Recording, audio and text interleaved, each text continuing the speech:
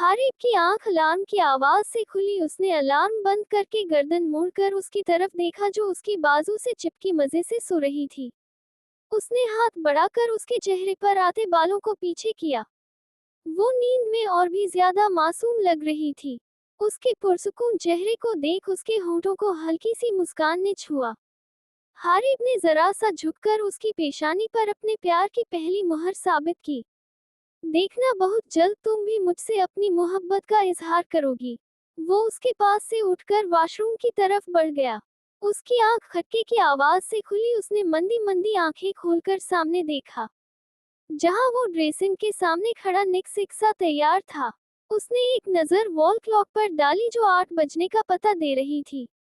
दोबारा नजरों का जाविया मोड़कर सामने वाले को देखा। हारिब ने भी शीशे से उसकी तरफ देखा। अपनी चोरी पकड़ी जाने पर मुस्फरा बौखलाती हुई नजरों का रुख मोड़ गई। अच्छा हुआ तुम उठ गई, मैं तुम्हें ही उठाने वाला था। वो दरअसल रात को पैकिंग करके बैग मैंने अलमारी में रखा था, मगर अब वो वहां नहीं है। मुझे लगा शायद तुम्हें पता हो। वो संजीदा सा चेहरा बनाकर उसकी तरफ मुतवज्जह हुआ। उसकी बात पर मुस्फरा एकदम बौखलाई। उसे डर था कि कहीं उसकी चोरी पकड़ी न जाए। ऐसी बचनी हरकत आज से कबल उसने कब की थी? ये छोटी छोटी शरारतें, उसकी मासूमियत सब लोगों के हिकारत भरे रवैयों के नीचे दब के रह गई थी। अब उसका एतमाद आहिस्ता आहिस्ता करके बहाल हो रहा था। हारिब का उसे इज्जत व मान देना, यही चीज उसे उसकी तरफ माइल कर रही थी। हारिब ने उसके फेस एक्सप्रेशन को एंजॉय किया था। मुझे कैसे पता होगा? मैंने तो नहीं देखा, यही कहीं होगा, आप ध्यान से देखें। वो साफ इनकार करती उसे मशवरे से भी नवाज गई।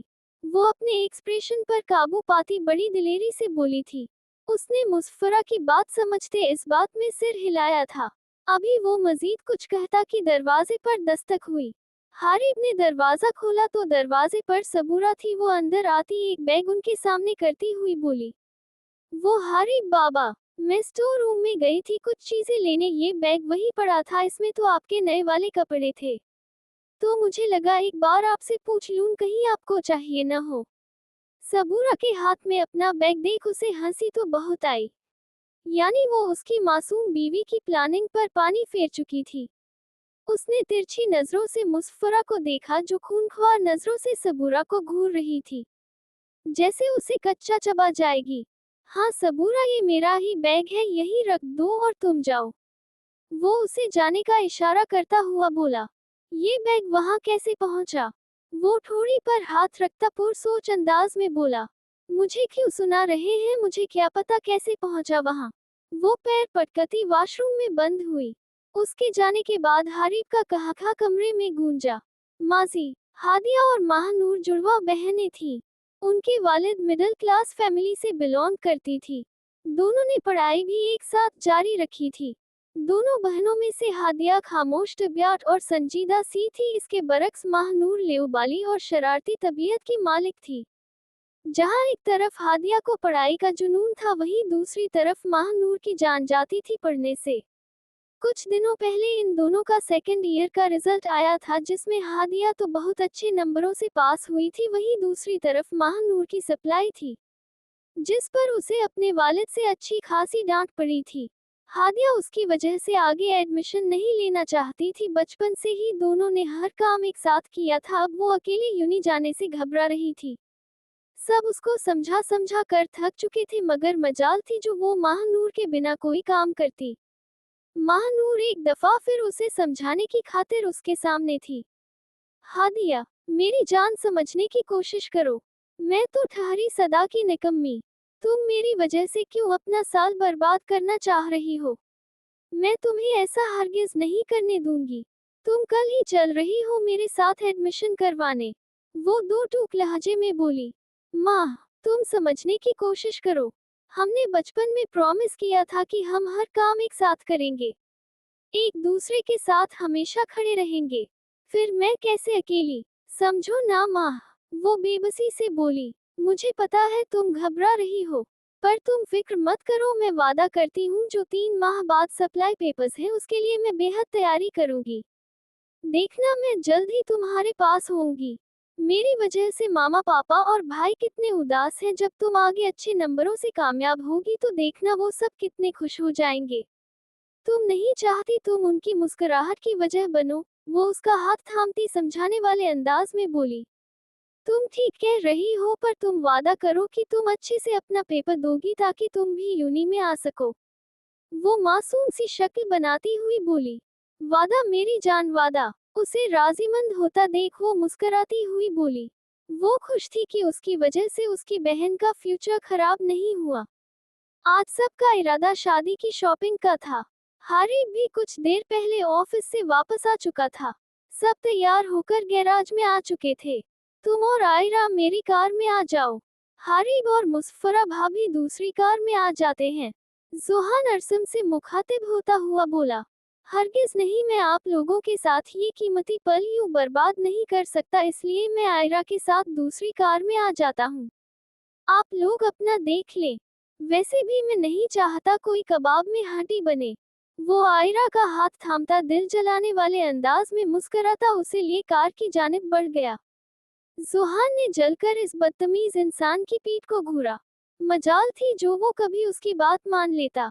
तुम भी जाओ अपनी बीवी को लेकर, तुम्हें न लगे कि मैं रोक रहा हूँ तुम्हें, वरना तुम्हें भी मैं कबाब में हांडी लगूंगा। चलो मनसा। वो उसे लिए अपनी गाड़ी की तरफ बढ़ गया। हारिब ने दोनों बददिमागों को देखा था, फिर सिर झटकता हुआ अपनी गाड़ी की तरफ बढ़ गया। मुस्फरा ने भी उसकी तकलीद की। शॉपिंग मॉल में पहुंचकर भी सब अलग अलग सिमत में बढ़ गए। आज अरसम ने उसकी एक न चलने दी, बल्कि सारी शॉपिंग अपनी मर्जी से कर रहा था। आयरा मुंह फुलाए उसके साथ साथ चल रही थी, जो उससे उसकी मर्जी जानने की भी कोशिश नहीं कर रहा था। कब से उसका एटीट्यूड देख अब उससे रहा नहीं गया तो बोल पड़ी। अरसम, मेरे ख्याल से हम शादी की शॉपिंग करने आए हैं, और शायद आप भूल गए हैं कि शादी सिर्फ आपकी नहीं है बल्कि मेरी भी है। आप तो ऐसे शॉपिंग कर रहे हैं जैसे ये लड़कियों वाले ड्रेस भी आप ही पहनेंगे। हद हो गई, जिसने पहनने हैं उसकी राय तो ले लें। वो गुस्से से उसकी तवज्जो अपनी तरफ मबजूल करवाती हुई बोली। तो क्या हुआ, क्या मेरी बीवी मेरी पसंद की ड्रेसिंग नहीं कर सकती? क्या मैं तुम्हारे लिए शॉपिंग नहीं कर सकता? वो मासूम सा मुंह बनाता उसकी तरफ देखता हुआ बोला। आयरा अच्छे से आगाह थी इस मासूम चेहरे के पीछे छुपे हुए चालाक इंसान से। वो उसकी बात पर पैर पटकती हुई आगे बढ़ गई। अरसम ने उसका नाराज नाराज चेहरा देखा। उसने अब अपने मजाक को मजीद तवील करने का इरादा तर्क किया और उसके पीछे भागा। वो नाराज सी मुंह फुलाए एक साइड पर खड़ी थी। अरसम ने उसके कंधों के गिर्द बाजू हाइल किए। कुछ पसंद आया रू? वो सवालिया नजरें उस पर टिकाता हुआ बोला। मेरे पसंद करने से क्या होगा, करनी तो आपने अपनी मर्जी है। वो नरूठे लहजे में गवाया हुआ। नहीं, बाकी शॉपिंग तुम अपनी मर्जी से करोगी। मैं तो महज मजाक कर रहा था। तुम्हें अपनी मनपसंद चीज लेने के लिए मेरी इजाजत की भी जरूरत नहीं, बल्कि अब तो मेरा ये फर्ज है तुम्हारी सारी ख्वाहिशात को पूरा करूं। वो उसका माथा चूमता हुआ बोला। आयरा उसकी बेबाकी पर घबराए। उसने घबरा कर इर्द गिर्द देखा, यकीन दहानी करने के लिए कि किसी ने देखा तो नहीं। बेशर्म इंसान, ये आपका घर नहीं है। हजारों लोग हैं, क्या सोचेंगे? उसने अरसम का हाथ हटाया। जो सोचता है सोचने दो, मुझे फर्क नहीं पड़ता। बस तुम मेरे लिए बेहद खास हो, इस चीज के इजहार के लिए मैं कभी भी जगल का पाबंद हरगिज नहीं हूँ। मेरी मेहरम हो तुम। वो उसकी आंखों में देखता हुआ बोला। वो उसे मुखबर किए उसका हाथ थाम गया। आयरा ने चमकती आंखों से साथ चलते हुए इस शख्स को देखा। जोहान बार बार उससे कोई न कोई ऐसी बात कर रहा था ताकि उसे गुस्सा आए और वो उससे बात करे, मगर वो चुप शाह का रोजा रखे बैठी थी। मजाल थी जो उसने एक भी लफ्ज बोला हो। वो खामोशी से उसके साथ साथ चल रही थी। वो कब से उसकी बातों पर कर रही थी, मगर बोली फिर भी नहीं थी। अभी भी वो उन्हीं सोचों में गुम थी जब जोहान की आवाज उसके कानों में गूंजी। उसने हैरानी से सिर उठाकर उसकी तरफ देखा। जाना, वो हौले से बड़बड़ाया। मनसा ने उसकी नजरों के ताकुब में देखा तो उसे सारा मामला समझ आ गया। उसके एक्सप्रेशन देख जोहान को शरारत सूझी। तुम्हें पता है, यूनी में जाना मुझे प्रपोज भी कर चुकी है। तब तो मैंने मना कर दिया, मगर अब अफसोस हो रहा है। काश वो जुमला अधूरा छोड़ उसको देखने लगा, मगर वो सिर झुकाए जमीन पर जाने क्या ढूंढने में मगन थी। अभी वो मजीद कुछ कहता कि जाना उनकी तरफ मुतवज्जह होती इस तरफ ही आ रही थी। हे जोहान, कैसे हो? What a surprise! तुम यहाँ कैसे? वो मनसा को इग्नोर करती उसको देखती खुशदिली से बोली, कुछ नहीं, शॉपिंग करने आया था। तुम्हें यहाँ देखकर अच्छा लगा। वो दांतों की नुमाइश करता हुआ बोला। मकसद मनसा को तंग करना था। ये कौन है? जाना को उसका ख्याल आ ही गया था। वो उसकी तरफ इशारा करती हुई बोली, ये कजिन है मेरी, मेरे चाचू की बेटी, मनसा। इससे मिलो, ये मेरी यूनी फ्रेंड है। जाना, इसे भी शॉपिंग करनी थी तो ये भी मेरे साथ आ गई। वो जाना की तरफ देखता हुआ बोला, एक तिरछी निगाह उस पर भी डाली जो इन दोनों से बेखबर बाहर शीशे से पार देखने में मगन थी। ओके जोहान, अब मैं चलती हूँ। अभी कुछ दिन इधर ही हूँ, जल्द ही लंच साथ करेंगे। वो उसके दोस्ताना रवैये पर फैलती हुई बोली। मनसा, जरा देखो तो सही, मुझे लगता है वो तुमसे ज्यादा खूबसूरत है। अफसोस करना तो बनता है। उसने फिर जाती हुई जाना की पीठ को देखकर शोशा छोड़ा था। अब की बार मनसा की बस हुई थी। ये कोई नई बात नहीं है, आपको दुनिया की हर लड़की मुझसे बेहतर ही लगती है। मैं बेशक सोने की भी बन जाऊंगी, आपको तब भी मुझ में खामियां ही नजर आएंगी। वो अपनी बात कहकर रुख मोड़ चुकी थी। जोहान को जाने क्यों अब अपना मजाक करना भी बुरा लगने लगा था। वो तो बस उसका शेरनी वाला रूप देखना चाहता था, मगर जैसे उसने कसम खाई थी कि वो उसकी बात पर कुछ रेस्पॉन्स शो ही नहीं करेगी, अब भी वो अपनी बात तहम्मुल से कहती एक तरफ हो गई। जोहान को अब खुद पर गुस्सा आया था, जो बात को मजीद बिगाड़ चुका था। इन सब में से अगर कोई नॉर्मल कपल की तरह शॉपिंग कर रहा था तो वो उनका ही कपल था, जो एक दूसरे के मशवरे से तकरीबन आधी से ज्यादा शॉपिंग कर चुके थे। वो दोनों एक साथ खड़े मुकम्मल लग रहे थे। दूर खड़े शख्स ने हसरत से ये मंजर देखा था। हारिब फोन पर आती कॉल सुनने दूसरी तरफ जा चुका था। मुसफरा हैंगर्स को उलट पलट कर देख रही थी जब उसके कानों में वही आवाज गूंजी जो वो कभी भी न सुनना चाहती थी। मुसफरा। वो हारिब को दूसरी तरफ जाता देख उसके नजदीक आकर उसका नाम पुकार चुका था। मुसफरा ने घबराकर उसकी तरफ देखा। मुसफरा, मुझे माफ कर दो, मैं जानता हूँ मैं गलत था। मुझे पता है तुम अब भी मुझसे मोहब्बत करती हो, तुम अपने इस सो कॉल्ड शौहर के साथ खुश नहीं हो। तुम मुझे एक मौका दो, देखना हम एक साथ बेहद खुश रहेंगे। वो जबरदस्ती उसका हाथ थामता जुनूनी अंदाज में बोला। मुसफरा ने रोते हुए उसके हाथ से अपना हाथ छुड़ाना चाहा जो मजबूत गिरफ्त में कैद था। वो उसके यूं अचानक सामने आने से बुरी तरह घबरा चुकी थी। वो मुसलसल मुजामत करती अपना हाथ खींच रही थी। तुम सिर्फ मेरी हो, समझ आए? वो उसके आंसू देख उसके चेहरे की तरफ हाथ बढ़ा चुका था, लेकिन उसका हाथ रास्ते में ही रोका जा चुका था। हारिब फोन सुनकर पलटा जब मुसफरा के नजदीक इस जलील शख्स को खड़ा पाया। वो तीर की तेजी से उनके नजदीक पहुंचा। मुसफरा के चेहरे की तरफ जाता उसका हाथ बुरी तरह झटक चुका था, बल्कि दूसरा हाथ भी आजाद करवाते वो उसे अपने पीछे कर चुका था। यू बास्टर्ड, तुम्हारी हिम्मत कैसे हुई मेरी बीवी को हाथ लगाने की? तूने उसे छूने का सोचा भी कैसे? वो बुरी तरह उस पर झपट चुका था। लोग उनके गिर्द जमा होने लगे थे। जोहान और अरसम भी इस तरफ आ चुके थे। उन्होंने जबरदस्ती उसे अलहदा किया था। उसे इतने गुस्से में वो दोनों पहली दफा ही देख रहे थे। क्या कर रहा है? हुआ क्या है? अपने आप पर काबू रखो, मर जाएगा। अरसम उसे अपनी तरफ मुतवज्जह करता हुआ बोला। हारिब ने एक नजर नीचे गिरे कबीर की तरफ देखा, फिर नजरें भटकती हुई मुसफरा की तरफ उठी जो मनसा और आयरा के साथ खड़ी बुरी तरह रो रही थी। वो अरसम के हाथ से अपना हाथ झटकता मुसफरा का हाथ थामता शॉपिंग मॉल से बाहर निकलता चला गया। मुसफरा उसे इतने गुस्से में देखकर घबरा रही थी। उसे सोचकर डर लग रहा था कि कहीं वो उसे ही गलत न समझ ले। मुसफरा ने गौर से उसे देखा जिसके चेहरे पर चट्टानों सी सख्ती थी। गजल, कभी नाराज मत होना, गले चाहे बहुत करना, रुलाना और बहुत लड़ना, सुनो नाराज मत होना, कभी ऐसा जो हो जाए कि तेरी याद से गाफिल, किसी लम्हे जो हो जाऊं, बना देखे जो तेरी सूरत, किसी शब में जो सो जाऊं, तो सपनों में चले आना, मुझे एहसास दिला जाना। सुनो, नाराज मत होना, कभी ऐसा जो हो जाए, जिन्हें कहना जरूरी हो, वो मुझसे लफ्ज खो जाएं।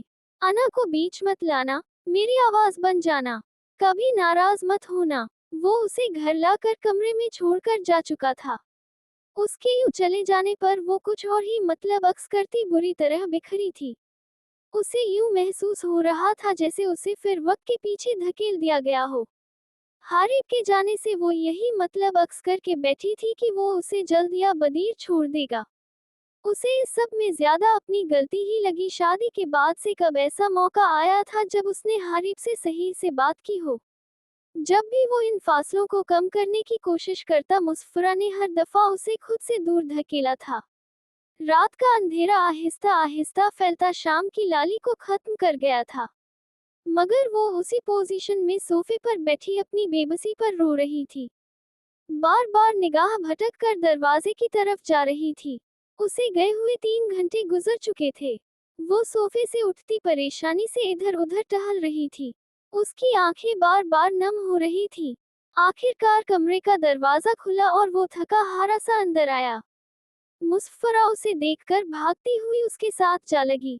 हारिब ने इस इनायत पर हैरानी से उसे देखा था, फिर उसका रोना महसूस करके अपना एक बाजू उसके गिर्द हायल किया था। हारिब जी, मेरा यकीन कीजिए, मैं नहीं जानती वो इंसान अब ऐसा क्यों कर रहा है, क्यों मेरी जिंदगी तबाह करने आ गया है। मेरे दिल में उसके लिए न कभी कुछ था और न ही होगा। वो इंसान झूठ बोल रहा था, मैं उससे हरगिज मोहब्बत नहीं करती। मैं सिर्फ आपके साथ रहना चाहती हूँ। वो उसके सीने से लगी रोती हुई बोली। हारिब ने उसकी बातें सुनकर गहरा सांस भरा था। वो उसके एहसासात समझ सकता था। उसने मोहब्बत से उसके बाल सहलाए थे। सब ठीक है, कुछ नहीं हुआ। वो उसका चेहरा रूबरू करता उसकी बहती आंखों में देखता हुआ बोला, आप मुझे छोड़ेंगे तो नहीं। उसने जैसे फिर यकीन दहानी चाहिए थी। छोड़ने के लिए थोड़ी थामा है ये हाथ। चाहे जो भी हो जाए, तुम हर मौके पर मुझे अपने साथ पाओगी। हारिब ने उसके रुखसारों पर बहते मोतियों को साफ किया था। मुझे यकीन है तुमने अब तक खाना नहीं खाया होगा इसी टेंशन में। मैं खाना मंगवा रहा हूँ, तुम फ्रेश होकर आ जाओ। वो उसके गाल थपथपाता कमरे से निकल गया। अभी भी दोनों में जैसे अनदेखी दीवार हायल थी, जो शायद आहिस्ता आहिस्ता ही गिरनी थी। वो हमेशा गलत फैसले करने के बाद उन पर पछताता था। अब भी उसे एहसास हो रहा था मुस्फरा को छोड़ना गलत फैसला था, पर नताशा को अपनी जिंदगी में शामिल करना उससे भी गलत साबित हुआ था। हमेशा उसकी जल्दबाजी उसे फंसाती थी। वो जुमला बिल्कुल दुरुस्त है, हर चमकती हुई चीज सोना नहीं होती। उसके साथ भी यही हुआ था। दौलत की चकाचौंध ने उसे इस कदर अंधा कर दिया था कि उसे नताशा में कोई बुराई नजर ही न आई थी, बल्कि उस वक्त तो इसे उसमें सिर्फ अच्छाइयां ही नजर आ रही थी। मगर उसके साथ रहने के बाद उसे समझ आया था कि वो बिल्कुल गलत था। वो अपनी मर्जी की मालिक थी, उसके आने जाने का कोई हिसाब नहीं था। वो इस कदर बदतमीज थी कि अक्सर औकात वो बात करते अपने बाप का लिहाज भी नहीं करती थी। लड़कों के साथ उसकी दोस्तियां उसे एक आंख न भाती थी। वो उससे पूरी तरह बेजार हो चुका था। तुम मेरी थी और बहुत जल्द तुम वापस मेरी दस्तरस में होगी। तुम्हें छोड़कर जो गलती कर चुका हूँ, बहुत जल्द उसे सुधार दूंगा। वो गायबाना मुस्फरा से मुखातिब था। ये बात सोचते हुए उसके चेहरे पर मकरूर सी हंसी थी। क्या इन दोनों की खुशियों में कबीर एक बार फिर ग्रहण बनकर उतरने वाला था? ये तो आने वाले वक्त ने बताना था। माजी, आज हादिया का यूनी में पहला दिन था। उसे थोड़ी घबराहट तो हुई, मगर वो खुद को समझा चुकी थी कि अब फिलहाल के लिए उसे अकेले ही यूनी आना है।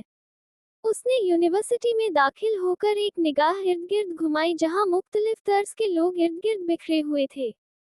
उसकी घबराहट में इजाफा हुआ। उसने यूनिवर्सिटी में होने वाली रैगिंग के बारे में सुन तो रखा था, मगर फिलहाल वो ये सब बिल्कुल भी अफोर्ड नहीं कर सकती थी।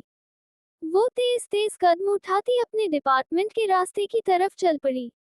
सादे सी शलवार कमीज पर दुपट्टा अच्छे से खुद पर फैलाए वो अपनी गोरी रंगत और तीखे नैन नक्श के साथ बेहद अच्छी लग रही थी। चेहरे पर छाई घबराहट सब आने जाने वाले को उसके न्यू एडमिशन होने की बखूबी इत्तिला दे रही थी। वो अपनी क्लास में दाखिल होती जब 4 लड़कों का ग्रुप उसे वहीं रोक चुका था। मिस वाइट ड्रेस, रुकिए जरा, कहाँ भागी जा रही हैं? उनमें से एक लड़का उसके सफेद लिबास को देखता हुआ बोला। हादिया ने मुड़कर उनकी तरफ देखा। हमारे डिपार्टमेंट में नई ब्यूटी आई है और वो भी हमसे मिले बगैर जा रही है, नॉट फेयर। मेरे ख्याल में पहले कुछ इंट्रो हो जाना चाहिए। क्यों दोस्तों? उसने अपने साथियों की तरफ नजर घुमाकर उनसे तायीद चाही थी। बिल्कुल होना चाहिए। उसके दोस्तों ने ताईदी अंदाज में सिर हिलाया। वो कमीनगी भरी मुस्कुराहट सजाकर उसकी तरफ बढ़ा। मैं राशिद हूँ। और आप? वो हाथ उसके नजदीक बढ़ाता हुआ बोला। हादिया ने घबराकर इर्द गिर्द देखा। देखिए, मुझे जाने दें, वो घबराकर बोली। लो भला, जरा सा नाम ही तो पूछ रहे हैं। आप तो ऐसे घबरा रही हैं जैसे आपसे आपका दिल मांग लिया हो। वो अपने दोस्तों के हाथ पर हाथ मारता हुआ बोला। क्या हो रहा है ये? अभी वो हादिया को मजीद तंग करते कि पीछे से एक भारी आवाज गूंजी। हादिया ने नमी भरी आंखों से आने वाले को देखा था। उसे सामने देखकर उन चारों की हवाइयां उड़ी। कुछ भी तो नहीं अशरफ भाई, हम तो हाल अहवाल पूछ रहे थे। वो तमीज से बोला। अशो उन सबसे सीनियर था यूनिवर्सिटी में, सभी उसके गुस्से से आगाह थे, इसलिए सभी उससे दूर दूर रहते थे। बकवास बंद करो, जानता हूँ तुम चारों कमीनों को। अब निकलो यहाँ से। अब तुम मुझे किसी को तंग करते हुए नजर न आओ। वो तेज आवाज में उन्हें वार्न करता हुआ बोला। वो चारों उसकी बात सुनकर रफू चक्कर हो चुके थे। उनके जाने के बाद अशर ने मुड़कर उसकी तरफ देखा। उसकी पलकों पर ठहरे मोतियों ने उसे अपनी तरफ खींचा था। आप जाए अपनी क्लास में। अगर कोई तंग करे तो आप मुझे बता सकती हैं। वैसे वो अब आपको तंग नहीं करेंगे, इस बात की गारंटी मैं दे सकता हूँ। मैं उन्हें समझा दूंगा, वो अब आपके आसपास भी नजर नहीं आएंगे। अगर इसके अलावा भी कोई मसला हो तो आप मुझसे शेयर कर सकती हैं। उसकी नजरें हादिया के चेहरे पर ठहर सी गई थी। वो बेमकसद बात को तवील दे रहा था।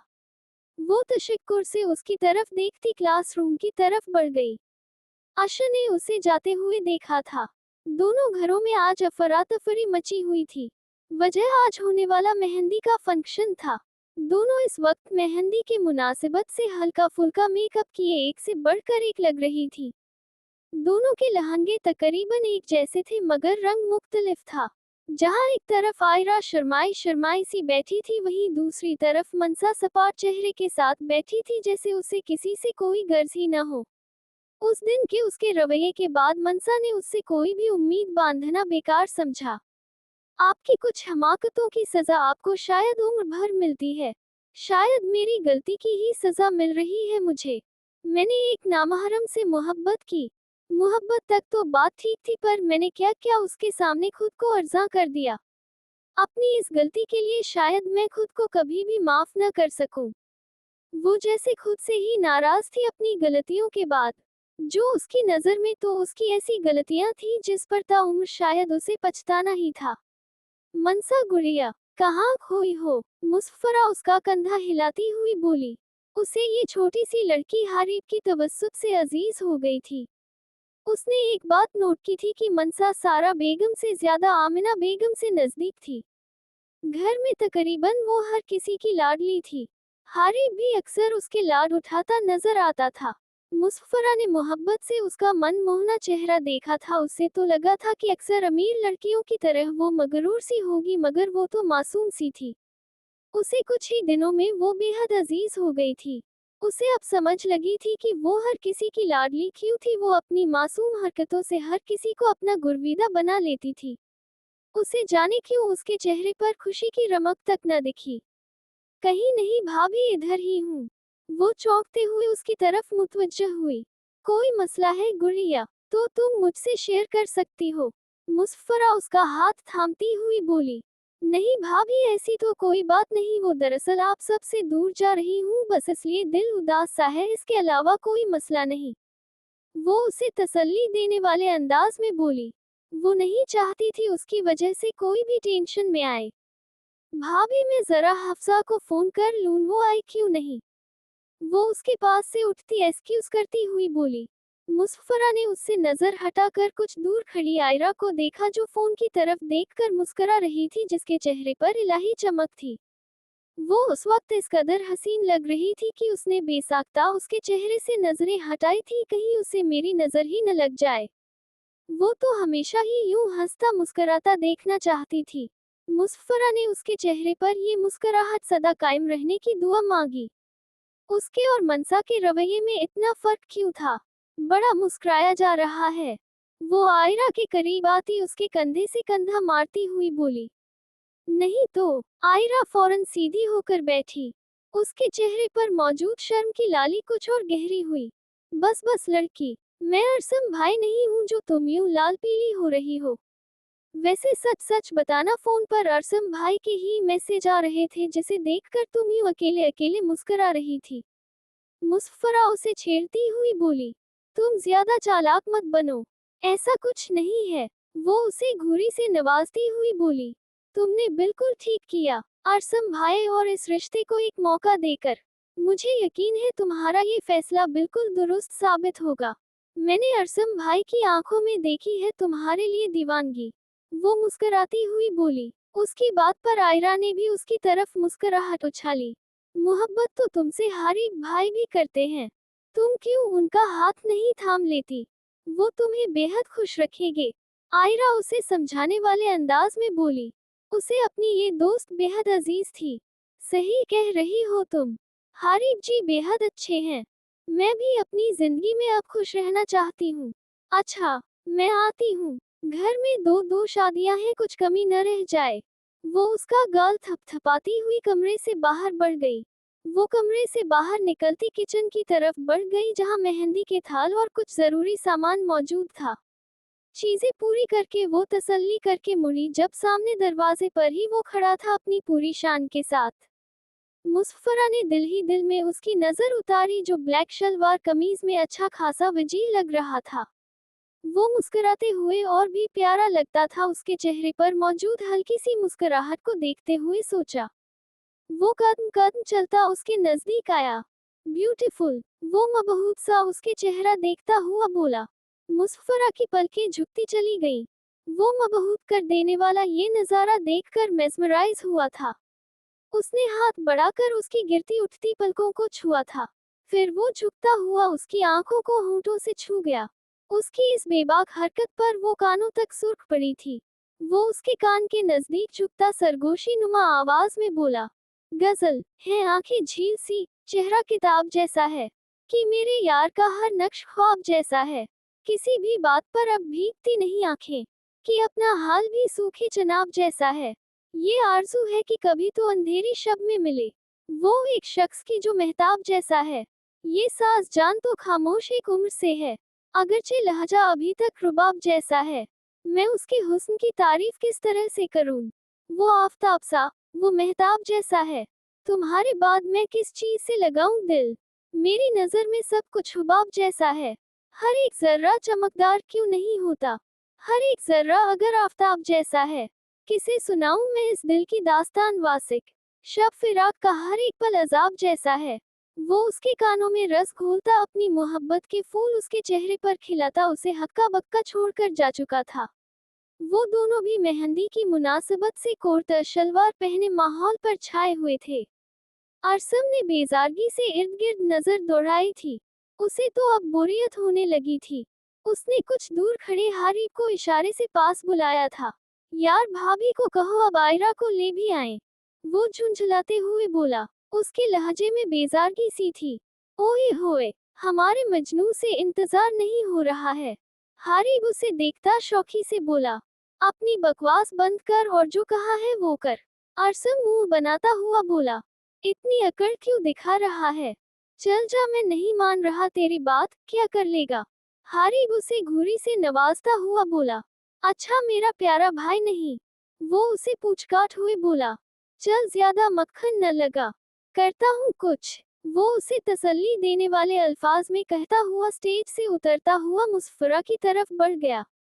फिर न जाने उसने ऐसा क्या कहा था। वाकई ही 10 मिनट में मनसा और आयरा दोनों को मेहंदी के दुपट्टे तले बाहर लाया गया। अरसम तो उसे देखता ही मुभूत हुआ था। वो लगी इतनी प्यारी रही थी। उसके मुंह से बेसाख्ता माशाअल्लाह के अल्फाज अदा हुए थे। दिल एकदम मगरूर हुआ था ये सोचकर कि वो सिर्फ उसकी है। वो अपनी महावियत पर हंसा था। फिर सर झटकता स्टेज से नीचे उतरकर उसका हाथ थाम उसे होंठों से लगा चुका था। फिर जरा सा झुककर उसके कान में कुछ सरगोशी की। उसकी इतनी दीदा दिलेरी पर सबने हूटिंग करके उसका साथ दिया था। आयरा उसकी पेशकदमी पर सिमटकर रह गई। अरसम ने उसका हाथ थामकर उसकी खूबसूरत आंखों में झांका था जो शर्म से बोझिल हो रही थी।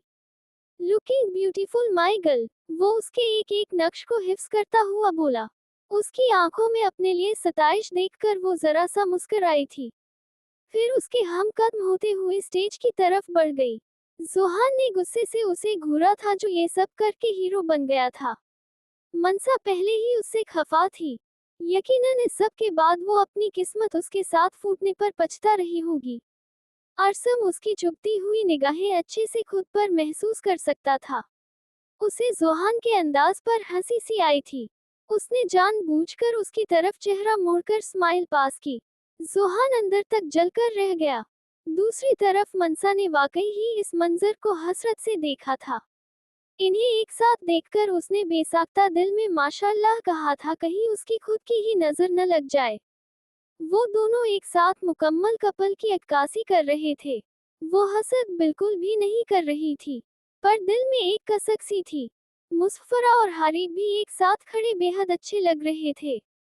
पूरे फंक्शन के दौरान वो हारिब की निगाहें खुद पर महसूस कर सकती थी। इन दोनों को कोई बड़ी चुभती हुई नजरों से देख रहा था। वो कोई और नहीं बल्कि सारा बेगम थी। उनके मुताबिक ये लड़की उनकी बहू बनने के लायक हरगिज नहीं थी। वो इस बात का एहसास अक्सर उसे दिलाती रहती थी। शायद एक वजह ये भी थी उनकी इस अधूरे नामुकम्मल रिश्ते की।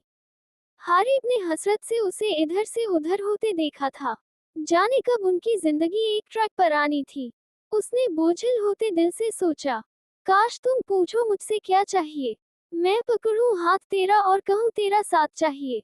पूरे फंक्शन में एक ही जगह बैठ बैठकर वो अकड़ सी गई थी। कमरे में आते ही उसने सारा जेवर उतारा था और कदरे आरामदेह सूट लेकर चेंज करने चली गई। वो चेंज करके फ्रेश फ्रेश चेहरे से बाहर आई थी जब उसका मोबाइल रिंग हुआ। अरसम की कॉल आते देख उसके होंठ मुस्कुराहट में ढले। जी जनाब बोलिए, वो कॉल उठाती हुई बोली। रू, नीचे आओ यार, मैं वेट कर रहा हूँ। वो छूटते ही बोला, मैं क्यों आऊं, और आप मेरा इंतजार क्यों कर रहे हैं, मैं तो नहीं आ रही। वो उसकी बात के जवाब में सुकून से बोली, रू यार, नीचे आओ ना, मेहंदी में भी तुमसे ठीक से बात नहीं हो पाई। वो झुंझलाते हुए बोला, अरसम मैं नहीं आ रही, सब घर वाले क्या सोचेंगे। वो भी लाल झंडी दिखाती हुई बोली, अच्छा बोलो, आइसक्रीम खाओगी या मैं अकेले ही चला जाऊं। वो आखिरी हरबा आजमाता हुआ बोला, आइसक्रीम, हाँ चलूंगी, बस 2 मिनट वेट करें, आ रही हूँ। वो फोन बंद करती अजलत में बोली। अरसम उसकी तेजी पर जरा सा मुस्कुराया था। उसे पता था ये हरबा जरूर काम करेगा। और वाकई ही तीर बिल्कुल निशाने पर लगा था। वो मुस्कुराते हुए गार्डन में चहल कदमी करते हुए उसका इंतजार करने लगा। वो सारा काम खत्म करती चहकती हुई कमरे की जानिब बढ़ी थी जब किसी ने उसका बाजू अपनी आहनी गिरफ्त में कैद करते झटका दिया था। वो गिरते गिरते बची थी। उसने हैरानी से सामने वाले को देखा था जिसकी गिरफ्त में उसका बाजू था। माँ, वो हौले से बड़बड़ाई, डोंट कॉल मी माँ, नहीं हूँ मैं तुम्हारी माँ। खूब जानती हूँ तुम जैसी लड़कियों को कि कैसे अमीर लड़कों को अपने भोलेपन के जाल में फंसाती हो। वो 16 बार निगाहों से उसे घूरती हुई बोली, माँ, जैसा आप सोच रही हैं वैसा कुछ नहीं है। वो मनमनाती हुई बोली, हूँ न, तुम ये मासूमियत का नाटक करके हारिब को रिझा सकती हो पर मुझे नहीं। तुम मेरे बेटे का पीछा क्यों नहीं छोड़ देती। पैसे चाहिए तुम्हें या जायदाद, बोलो, जो चाहोगी मिलेगा, बस मेरे बेटे की जिंदगी से निकल जाओ। समझी तुम, तुम्हारा और उसका कोई जोड़ नहीं। कभी देखा है खुद को, मुझे नफरत है तुम्हारे इस बोलने के अंदाज से। यकीनन एक दिन ऐसा जरूर आएगा कि हारिब खुद अपने इस फैसले पर पछताएगा। और वो दिन दूर नहीं। वो उंगली उठाती हुई बोली, उनका अंदाज वार्निंग देने वाला था। मुझे न पैसे चाहिए और न ही कोई जायदाद। मुझे बस हारिब जी का साथ चाहिए। आप नहीं समझ सकती हमारे रिश्ते को, या आप समझना ही नहीं चाहती। मैं हरगिज भी उन्हें नहीं छोड़ूंगी। और मुझे पूरा यकीन है कि हारिब जी कभी भी इस फैसले पर नहीं पछताएंगे। वो उनके हाथ से अपना बाजू छुड़वाती मजबूत अंदाज में बोली। सारा बेगम का बस नहीं चल रहा था कि उसे कहीं गायब कर देती। बहुत जल्द तुम्हारा भी इंतजाम करती हूँ। वो तन फन करती हुई वहां से चली गई। मुसफ्फरा ने उनका जाते ही सर झटका। वो अक्सर ही उनकी बातों पर डिस्टर्ब हो जाया करती थी। उसने सारी सोचों को झटका और अपने रूम की तरफ बढ़ी जब हाथ में पकड़ा मोबाइल बजा। कोई अननोन नंबर था। पहले तो उसका दिल किया कि न उठाए, जाने कौन होगा। फिर कोई जरूरी कॉल का सोचकर वो कॉल पिक कर चुकी थी। जाने आगे से क्या बात कही गई जिसे सुनकर उसके चेहरे पर साया सा लहराया। दूसरी तरफ से कॉल खत्म हो चुकी थी, मगर वो तो अपनी जगह जम सी गई थी। वो बोझिल कदमों के साथ थकी हारी अपने कमरे की तरफ बढ़ गई। वो सबसे छुप छुप कर गार्डन में आई थी जब वो उसे गार्डन में ही मिल गया। वो शायद उसका ही इंतजार कर रहा था। कहाँ रह गई थी रू? कब से इंतजार कर रहा था? वो उसे नजदीक आता देखकर बोला, आप ये सब बातें छोड़िए और जल्दी से चलिए। कहीं कोई देख ही न ले और फिर आपके साथ जाने पर पाबंदी लगा दे। वो उसका हाथ थामती अजलत भरे अंदाज में बोली, रिलैक्स जानम, कोई नहीं रोकेगा हमें। मैं हूं ना तुम्हारे साथ ब्यूटीफुल। वो उसके गिर्द बाजू का हिसार बनाते हुए बोला। वो उसकी बात समझती अपनी जल्दबाजी पर झिझकती हुई इस बात में सर हिला गई। मैं ये कभी नहीं चाहूंगा तुम मेरे आगे सर झुकाओ, बल्कि हमेशा मान से हुक्म दिया करो। हाँ, तुम्हारी झुकी निगाहें हमेशा मुझे अपील करती हैं, जो तुम्हारी हया की निशानी है। वो उसे झिझकर सर झुकाते देखकर बोला। वो ठोड़ी के नीचे हाथ रखता उसका चेहरा रूबरू करते उसके माथे पर अकीदत भरा बोसा दे गया। शुक्रिया, मेरी जिंदगी में आने के लिए और इसे इतना हसीन बनाने के लिए। वो हल्का सा मुस्कुराती उसके खुद के गिर्द फैले बाजू पर अपना हाथ जमा गई। उसकी बातों पर आयरा की आंखों में वाज़ेह सताइश भरी चमक थी। शुक्रिया मेरा नहीं तुम्हारा रू, जो तुमने मुझ पर भरोसा करके हमारे रिश्ते को एक मौका दिया।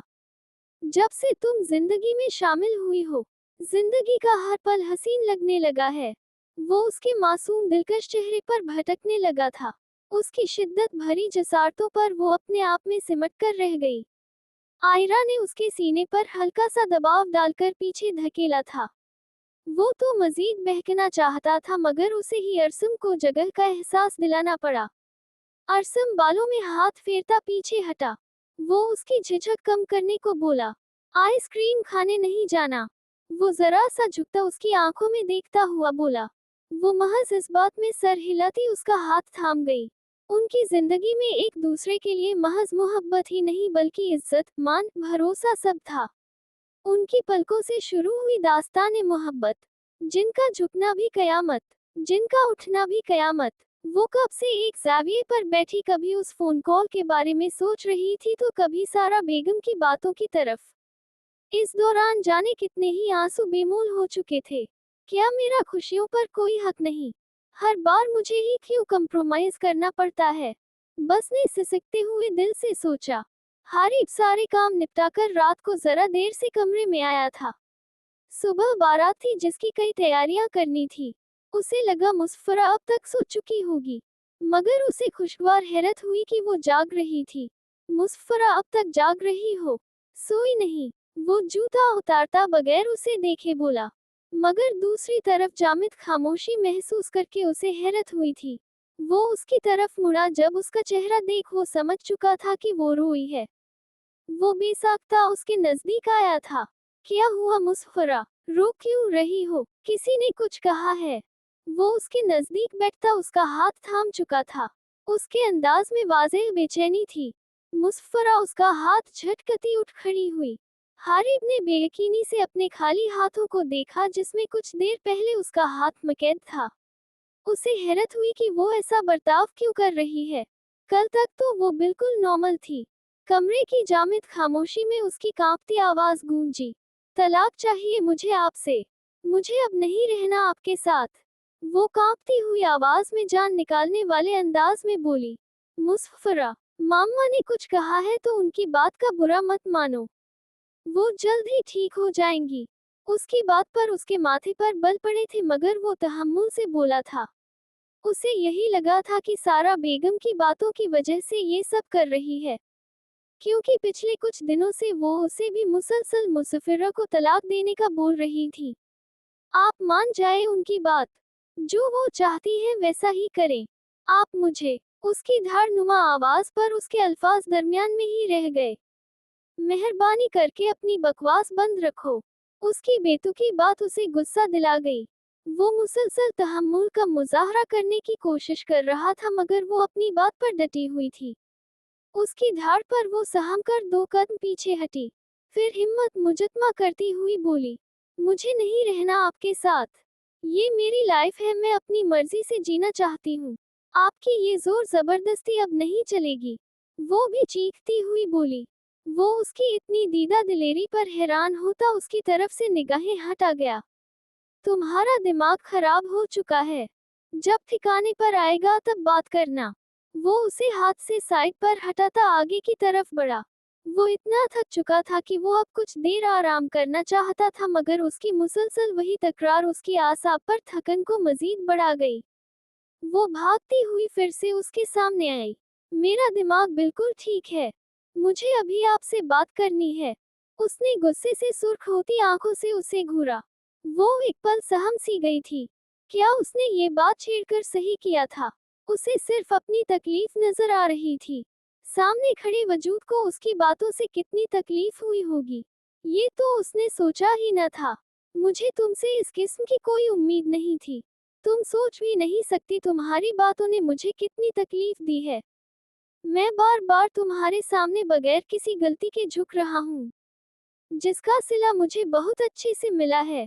वो बगैर उसकी तरफ देखे तल्खी से मुस्कुराया था। वो बगैर उसकी मजीद कोई बात सुनता बाहर की तरफ बढ़ गया। उसके बाहर निकलते ही वो सिसकते हुए नीचे बैठती चली गई। रफ्ता रफ्ता उसकी सिसकियों की आवाज बुलंद होती चली गई। कोई मुझे नहीं समझता, आप भी नहीं। वो रोती हुई खुद से शिकवा कुना थी। उस वक्त जैसे वो सबसे खफा थी। उन दोनों की जिंदगी में फासला कम होने की बजाय मजीद बढ़ता जा रहा था। वो कब से यहाँ से वहाँ टहलता सिर्फ उसके बारे में ही सोच रहा था। उसका उदास चेहरा बार बार उसकी आंखों में सामने आकर उसका दिल बोझिल कर रहा था। वो अपनी इस कैफियत पर बुरी तरह परेशान था। ऐसा उसके साथ पहली बार हो रहा था। दिल बार बार उस परी पैकर की तरफ हमक रहा था। जब से उसकी आंखों में नमी देखी थी तब से ही दिल एक बार देखने को चाह रहा था। उसे जल्द ही मालूम होने वाला था कि मोहब्बत का ऑक्टोपस उसे बुरी तरह जकड़ चुका था। जितना वो उसकी जात की नफी कर चुका था, उतना ही वो उसके दिल व दिमाग पर छाती जा रही थी। बिलाखिर वो एक नतीजे पर पहुंचता वो अपने कमरे से बाहर निकला। घड़ी की सुइयां रात के 3 बजने का पता दे रही थी। इस खामोशी में उसके कदमों की चाप भी शोर पैदा कर रही थी। वो मनसा के कमरे के बाहर रुका। फिर गहरा सांस भरकर वो दरवाजे की नब घुमा चुका था। कमरे में अंधेरे ने उसका इस्तकबाल किया था।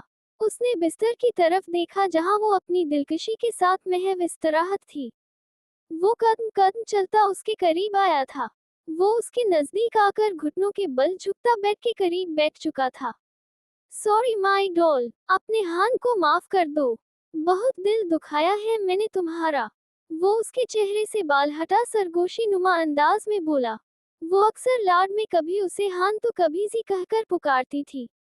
जब से उनका निकाह हुआ था उसकी सारी शरारतें कहीं खो गई थी। लैंप की मध्यम रोशनी में उसने मनसा के एक एक नकूश को निहारा था, जिसके चेहरे पर आंसू के मिटे मिटे निशान थे, जिसे देख उसका दिल मजीद उदास हुआ था। वो उसकी तरफ झुकता उसकी आंखों को होंठों से मुताबिर कर चुका था। जाने मुझे क्या हो रहा है। तुम्हारी जरा से तकलीफ भी बर्दाश्त से बाहर है। पहले कभी तो ऐसा नहीं हुआ। ये जो फीलिंग हो मगर अब खुद से वादा किया है कि तुम्हारी किसी भी तकलीफ का मूजिब नहीं बनूंगा। वो उसका माथा चूमता उठ खड़ा हुआ। अब उसे देख लिया था तो उस तड़पते दिल को कुछ सुकून आ गया था। वो जैसे आया था वैसा ही खामोशी से वापस चला गया। मनसा अगर जागकर उसके इतने इल्तिफात देखती तो खड़ी खड़ी ही बेहोश हो जाती। उसे भी जल्द ही मालूम होने वाला था कि वो संजीदा सा दिखने वाला शख्स उसके सामने बुरी तरह से हार गया। हादिया की यूनिवर्सिटी में दाखिला बंद होने की वजह से माहनूर को किसी और यूनि में दाखिला लेना पड़ा।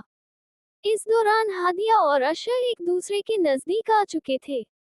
दोस्ती से बढ़ते उनका रिश्ता मोहब्बत के बंधन में बंध चुका था, जिसका उन दोनों में से किसी ने इजहार नहीं किया था, मगर दोनों एक दूसरे के जज्बात से बखूबी आगाह थे। जैसे जैसे यूनी मुकम्मल होने वाली थी वैसे वैसे ही उनकी बेचैनी बढ़ रही थी। बिलाखिर अशर उसके सामने इजहार कर चुका था जिसे वो दिल व जान से कबूल कर चुकी थी। अब उनका प्लान पढ़ाई मुकम्मल होने के बाद अपने घर बात करने का था, मगर वो दोनों ही नहीं जानते थे कि किस्मत कुछ और ही सोचे बैठी थी। सब कुछ बिल्कुल परफेक्ट चल रहा था।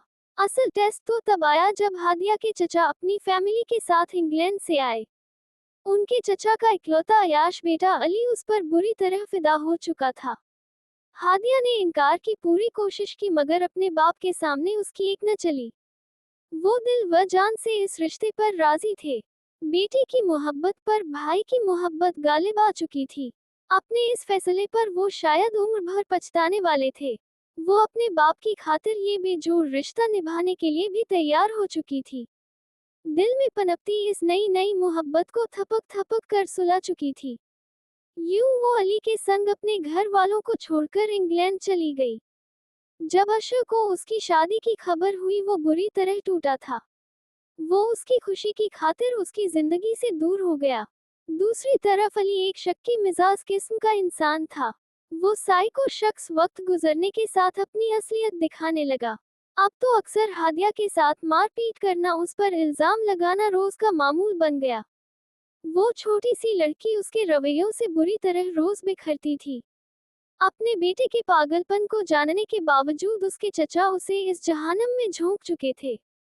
वो तो जैसे जीने की उमंग ही छोड़ चुकी थी। इस एक साल में वो पागल शख्स उसे जहानी मरीजा बना चुका था। उसकी मां बनने की खबर भी उस पत्थर शख्स को मोम न कर सकी। वो कहते हैं ना, जो शख्स जैसा होता है उसे दूसरे भी वैसे ही नजर आते हैं। उसका खुद का किरदार वैसा था, इसलिए उसे हमेशा इसमें खामियां ही दिखी। डिलीवरी से पहले ही उसकी तबीयत इस कदर बिगड़ी थी कि वो मुर्दा बच्चे को जन्म देकर खुद भी उनसे रूठकर दुनिया से मुंह मोड़ गई। उसकी हालत के पेश नजर डॉक्टर उसे खुश रहने के लिए कहते थे, मगर खुशियां तो जैसे उससे रूठ गई थी। उसकी मौत की खबर घर वालों पर बिजली बनकर गिरी थी। हादिया ने खुद से कभी पाकिस्तान फोन नहीं किया था। वो उन सब से इस कदर नाराज थी कि अगर पाकिस्तान से फोन आता तो वो सिर्फ माहनूर से बात करके फोन बंद कर देती थी। अगर वो अली के संग खुश होती तो शायद उन्हें माफ भी कर देती, मगर उसके रवैयों ने उसकी नाराजगी मजीद बढ़ा दी थी। उसके मुर्दा वजूद को पाकिस्तान भेज दिया गया था। माहनूर हिचकियों के दरमियान बमुश्किल बोली थी। वो सारी कहानी उसे सुनाकर जैसे दिल का बोझ कम कर रही थी। सना के बेहद इसरार पर वो अपनी जिंदगी की ये तल्ख हकीकत उसे बता गई। सना, तुम जानती हो बचपन में हमने वादा किया था कि हम हर काम एक साथ करेंगे। फिर जाने क्यों वो मुझे इतनी जल्दी तन्हा कर गई। वो अंगुलियों की पोरों से आंसू पोंछती हुई बोली। महानूर, एक बात तो बताओ, इतना सब होने के बाद भी तुम लोगों ने उस जानवर को सजा नहीं दिलवाई? सना के लहजे में अली के लिए वाज़ेह नफरत थी। महानूर ने गहरी सांस लेकर उसकी तरफ देखा था। जब हादिया की मौत हुई हम इस बात से नावाकिफ थे कि अली का रवैया उसके साथ इतना बुरा है, मगर खैर हम कौन होते हैं किसी को सजा देने वाले, जब वो पाक ज़ात ऊपर बैठी है इंसाफ करने के लिए। हमें तो सारी हकीकत उस वक्त मालूम हुई जब उस इंसान को उसके किए की सजा मिल चुकी थी। 2 साल पहले अली ने किसी लड़की को धोखा दिया था जिसका भाई उससे बदला ले चुका था। इस बदले के चक्कर में उन्हें 2 गोलियां लगी थी। 1 साल मुआ जरी की जिंदगी गुजारकर वो भी सिसक सिसक कर इस दुनिया से चले गए। अली की वफात के बाद चचा जी पाकिस्तान आए थे। उन्होंने ही हमें इस हकीकत से आगाह किया था। वो चाह रहे थे कि हम अली भाई को माफ कर दें। पहले तो बाबा ने उन्हें कई दफा धक्के देकर घर से निकाला, मगर वो बार बार अपने बेटे की खातिर आते रहे। बिलाखिर बाबा उन्हें अल्लाह की रजा की खातिर माफ कर चुके हैं, लेकिन वो खुद को अभी तक माफ नहीं कर पाए। वो आज भी खुद को हादिया का गुनहगार समझते हैं। महानूर ने गहरी सांस लेकर आंसू पोंछे थे जब सामने नजर पड़ते ही वो ठिठक गई थी। जहां अशर सुर्ख आंखों के साथ उसे घूर रहा था, वो उसकी दिल की कैफियत से बखूबी आगाह थी। वो बगैर कुछ कहे वहां से हत्ता ऑफिस से ही बाहर निकल गया।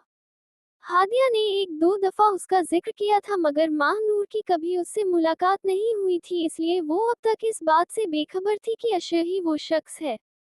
लेकिन जब से उसने ऑफिस ज्वाइन किया था, अशर का पहली नजर उसे देखकर ठिठकना, उसके वजूद में किसी और को तलाशना, तब से ही वो समझ चुकी थी कि ये वो शख्स है जिसे कभी हादिया ने चाहा था।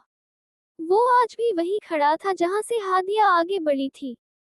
वो आज भी लाहासिल के इंतजार में था। एक तरफ से तो ये बेहतर था कि वो इस हकीकत से आगाह हो चुका है, अब उसके लिए आगे का सफर करना आसान रहेगा। कभी कभी कुछ न जानने में ही भलाई होती है। कुछ चीजों की आगाही इंसान को अंदर ही अंदर खा जाती है। अशर के साथ भी यही हुआ था। काश वो कभी इस हकीकत से आगाह ही न होता तो कितना अच्छा था। ये तल्ख हकीकत उसे नाक की तरह डस रही थी। अशर इंतहाई गुस्से में ऑफिस से निकलता गाड़ी में बैठकर गाड़ी भगा चुका था। बेमकसद गाड़ी सड़कों पर दौड़ाते हुए उसे यूं महसूस हो रहा था कि जैसे सांस थम रही हो। उसे तो हमेशा से यही लगा था कि वो बेशक उससे दूर है पर खुश है, मगर इस चीज की आगाही उसे अंदर ही अंदर खत्म कर रही थी। क्यों क्यों हमेशा मेरे साथ ही ये क्यों होता है?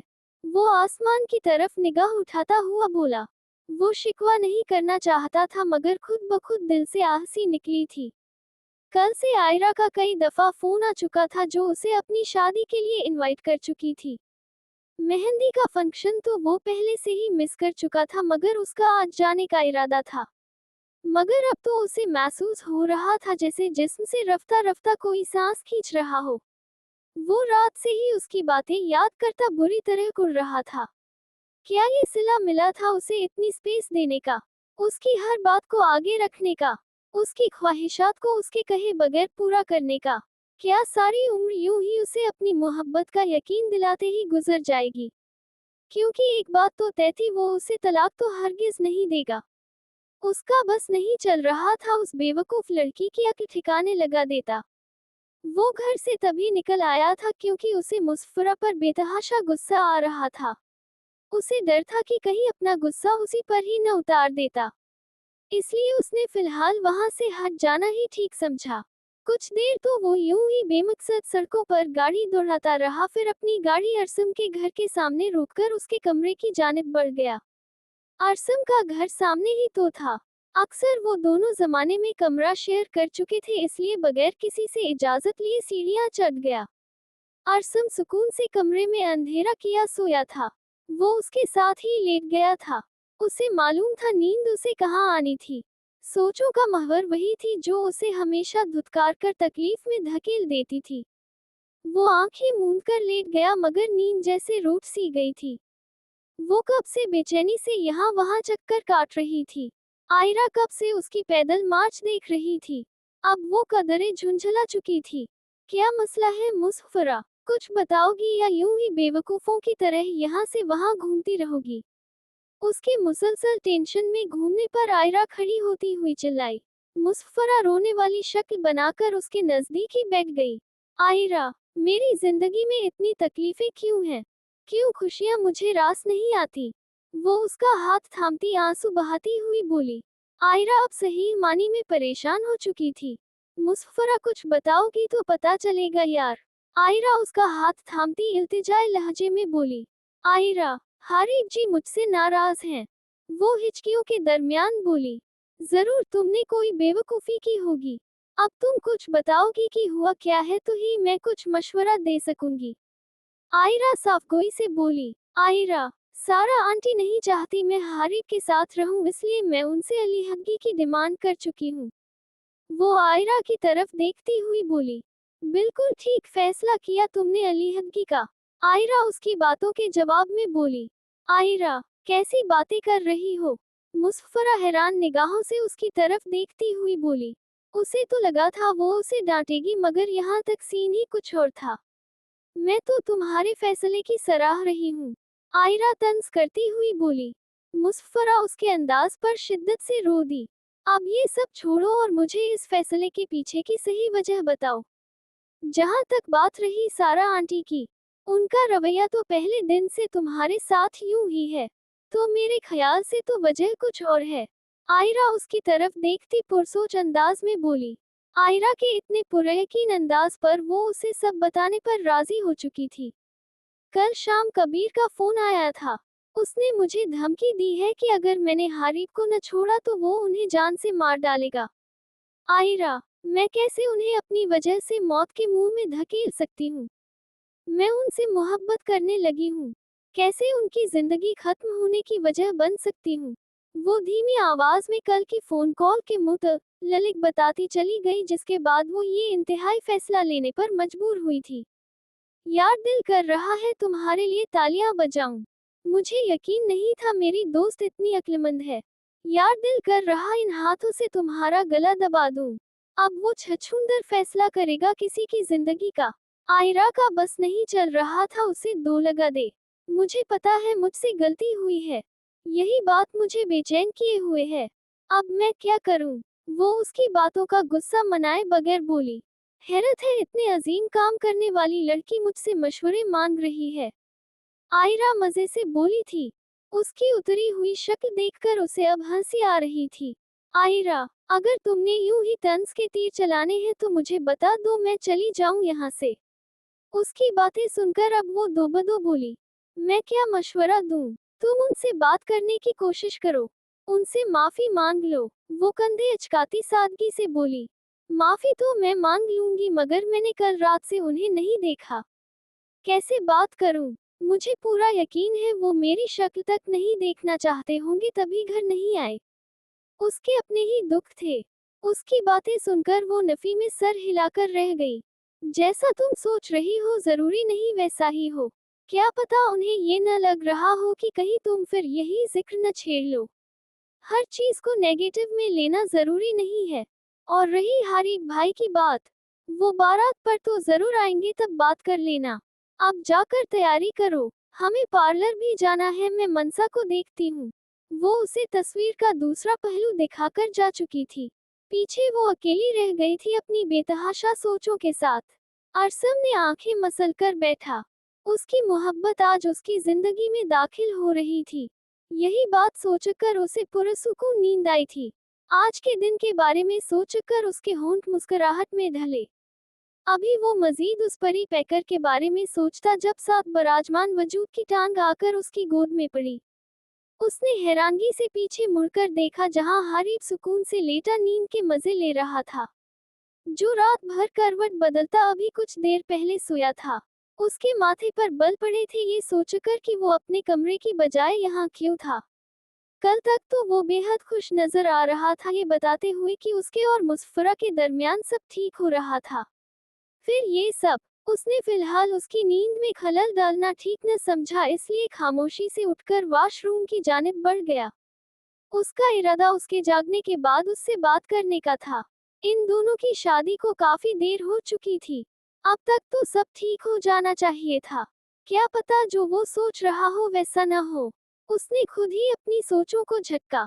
बारात का फंक्शन दिन का ही था, इसलिए सब सुबह सवेरे उठते ही तैयारियों में लग चुके थे। वो रात भर सिर्फ मनसा के बारे में सोचता रहा था। वो उससे अच्छी खासी नाराज थी। जाने वो माने या न, सबकी जिंदगियां उथल पुथल थी। जाने कब उनकी जिंदगियों में ठहराव आना था। रात को उसका मासूम चेहरा देखने के बाद उसे एक पल भी सुकून का नसीब नहीं हुआ था। वो अब तक उसके साथ अपना बरता जाने वाला रवैया सोच रहा था। उसे खुद ही शर्मिंदगी हुई थी कि वो अपने रवैये से उसे खुद से अच्छा खासा मुतनफ्फिर कर चुका था। वो भी सुबह जल्दी ही उठ गई थी। अब भी वो कब से एक जाविया पर बैठी अपने हाथों पर लगी मेहंदी को देख रही थी, जिसका रंग बेहद गहरा आया था। सबका उसे बार बार जोहान के हवाले से छेड़ना उसकी आंखें नम कर गया था। अब भी मेहंदी का गहरा रंग देखकर उसकी आंखें बेसाख्ता नम हुई थी। अपनी दोस्तों से वो अक्सर यही सुनती आई थी कि मेहंदी का गहरा रंग शौहर की मोहब्बत की निशानी है। ये बात उस वक्त उसे सरासर गलत लग रही थी। ऐसी बातों पर उसे शुरू से यकीन नहीं था। उसे ये महज फजूल लगता था, मगर उस वक्त उसे ये बात भी रुला रही थी। वो अपनी बेबसी पर रो रही थी। जिसने भी ये बात कही थी एकदम गलत कही थी, क्योंकि उसका शौहर तो उसकी शक्ल देखना भी गवारा नहीं करता था। कहा कि उससे इश्क, मोहब्बत, इस एक तरफा मोहब्बत ने उसे पहले भी जलील किया था और शायद आगे भी करवाने वाली थी। पहले तो सारी बात आमिना बेगम ने संभाल ली थी। सारी बात खुद पर लेती वो उसकी ढाल बनकर खड़ी थी। उसे आमिना बेगम पर बेहद प्यार आता था, जो उसकी माँ से ज्यादा उसके दिल के हाल को समझ लेती थी। जाने वो किन किन सोचों को खुद पर हावी कर रही थी और शायद मजीद करती जब आयरा उसके कमरे का दरवाजा खोलती अंदर आई। मनसा यार, अपनी मेहंदी को बाद में देख लेना। हम जानते हैं जुहान भाई तुमसे बहुत मोहब्बत करते हैं। जल्दी सी तैयारी पकड़ो, पार्लर के लिए निकलना है। वो एक ही जुस्त में उसका हाथ थामती दिलचस्पी से उसकी मेहंदी को देखती हुई बोली। हम आ रही हूँ आपी, आप चलें। वो उसकी बात पर निगाहें चुराती हुई बोली। आयरा इस बात में सर हिलाती बाहर की तरफ बढ़ गई। दोनों ब्लड रेड कलर के लहंगे में मलबूस थी, जिसका डिजाइन एक दूसरे से यकसर मुख्तलिफ था, मगर दोनों ही एक से बढ़कर एक लग रही थी। मुसफरा भी नीले रंग की शॉर्ट शर्ट और कैप्री में मलबूस थी, जिसमें उसकी गोरी रंगत मजीद दमक रही थी। कुछ ही देर में वो पार्लर से होती हुई मैरिज हॉल की तरफ बढ़ गई, जहां तकरीबन सारे मेहमान पहले से मौजूद थे। वहीं दूसरी तरफ अरसम बिल्कुल तैयार खड़ा हारिब के उदास चेहरे को देखता हुआ पूछ बैठा, जो उसके सामने खुद को हशाश बशाश दिखाने की कोशिश कर रहा था। हारिब, क्या बात है? कोई मसला है तो मुझसे शेयर कर। तू मुझे उदास लग रहा है। क्या कोई बात हुई है? वो फिक्रमंदी से उसे देखता हुआ बोला। कोई बात नहीं है अरसम, मैं बिल्कुल ठीक हूँ। तू निकलने की तैयारी कर। वो उसे बताकर परेशान नहीं करना चाहता था। अरसम मजीद कुछ कहता जब उन्हें बुलाने उनका कजिन आ चुका था। हारिब उसके कंधे पर हाथ जमाता उसे लिए बाहर की जानिब बढ़ गया, जहां जोहान भी बिल्कुल तैयार खड़ा था। दोनों की शेरवानी का रंग एक दूसरे से मुख्तलिफ था। अरसम ब्लैक कलर की शेरवानी में मलबूस था, जो उसके गोरे रंग पर खूब जच रही थी। उसकी आंखों में कुछ पा लेने की चमक उसे मजीद मुमताज बना रही थी। दूसरी तरफ जोहान स्किन कलर की शेरवानी में मलबूस था। वो भी अरसम से कम नहीं लग रहा था। खुश तो वो भी था, क्योंकि आज मनसा मुकम्मल तौर पर उसके नाम जो लिख दी जानी थी। ये काफिला जो 2 बारातों पर मुश्तमिल था, मैरिज हॉल की तरफ बढ़ा। बारात पूरी शान व शौकत के साथ हॉल में पहुंच चुकी थी। वहां उनका बहुत अच्छे से इस्तकबाल किया गया। दोनों के चेहरे खुशी से दमक रहे थे। बड़ों की बाहमी रजामंदी से आयरा और अरसम के दोबारा निकाह करने का फैसला किया गया। मौलवी साहब और गवाहों की मौजूदगी में आयरा एक दफा फिर खुद को उसके नाम कर चुकी थी। जब उनका निकाह हुआ था बचपन में, दोनों को ही वो कुछ खास याद न था, मगर दोनों ने इस दफा दिल से एक दूसरे को कबूल किया था। मनचाहा हमसफर होने के बावजूद उसका दिल जाने क्यों भर आया था। शायद ये फित्री अमल था। सब लोगों के बाहर जाते ही लायबा बेगम उसके लज्जते वजूद को अपनी आगोश में ले चुकी थी। उसे रोते देख उनकी आंखें खुद ब खुद बहने लगी थी। दोनों कुछ देर यूं ही साथ लगी रहीं। बिलाखिर मुसफरा को आगे आकर उन्हें वक्त का एहसास दिलाना पड़ा। वक्त की नजाकत को देखते हुए दोनों को बारी बारी बाहर लाया गया। पहले मनसा कजिनों के झुरमुट में सहज सहज कर कदम उठाती स्टेज की तरफ बढ़ी। उसका चेहरा दुपट्टे से ढांपा गया था। स्टेज के नजदीक आते जोहान उसका हाथ थाम चुका था। जोहान ने उसका हाथ थामते स्टेज पर चढ़ने में मदद की। जोहान ने अपने हाथ में मकैद उसका लर्जता हाथ देखा, जो घबराहट से सर्द पड़ रहा था। उसने मनसा का हाथ सहलाकर उसे रिलैक्स करने की कोशिश की। अब वो दोनों आमने सामने मौजूद थे। जोहान आगे बढ़कर उसके घूंघट को उलट चुका था। उसे देख वो अपनी जगह मुजमद रह गया था। वो उसके पसंद किए गए लहंगे में उसकी सोच से बढ़कर हसीन लग रही थी। उसकी आंखों में चलते जोत कुछ और चमक उठे थे। जुहान उसकी तरफ झुकता उसके माथे पर बोसा दे चुका था। मनसा ने जरा नजर उठाकर उसे देखा था, जिसकी आंखों में अलग ही चाहत का जहान आबाद था। वो उसकी बेबाक हरकत पर बुरी तरह कंफ्यूज होती पलकों की चिलमन वापस गिरा चुकी थी। उसकी गिरती उठती पलकों के रक्स को देख वो उसके कान के नजदीक झुका था।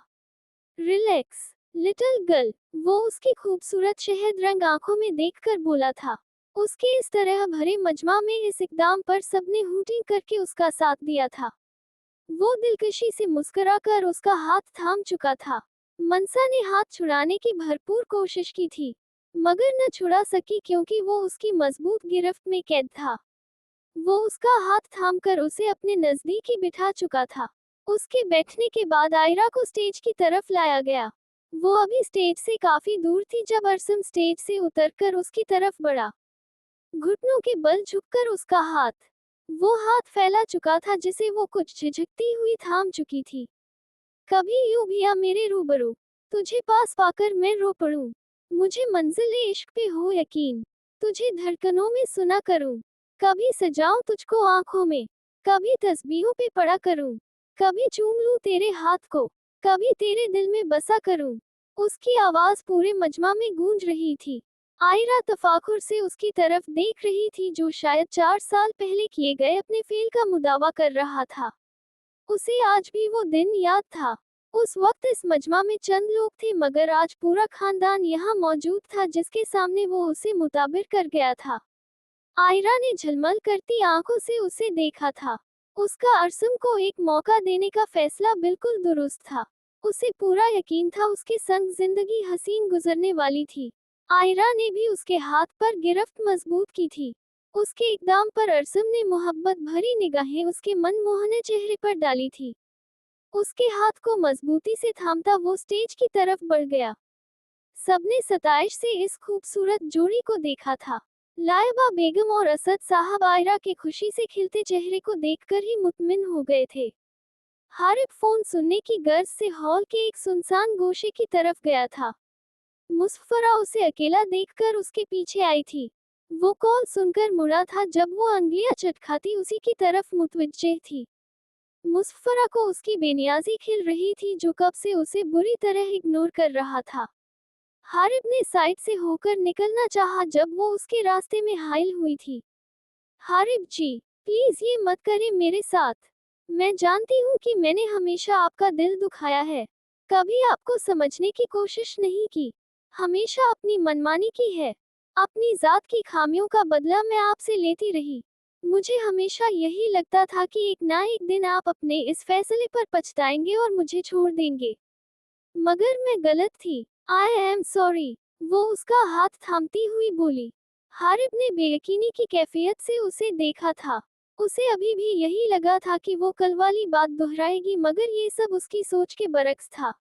उसकी आखिरी बात पर उसके माथे पर बल पड़े थे। कितनी दफा यकीन दिलाऊं अपनी मोहब्बत का और ये छोड़ने की बात करे ही मत। आपको मेरे किस फेल से ये लगा कि मैं आपको छोड़ दूंगा। एक और बात मेरी कान खोलकर सुन ले कि हारिब शहरयार कभी भी अपने फैसलों पर पछताता नहीं है।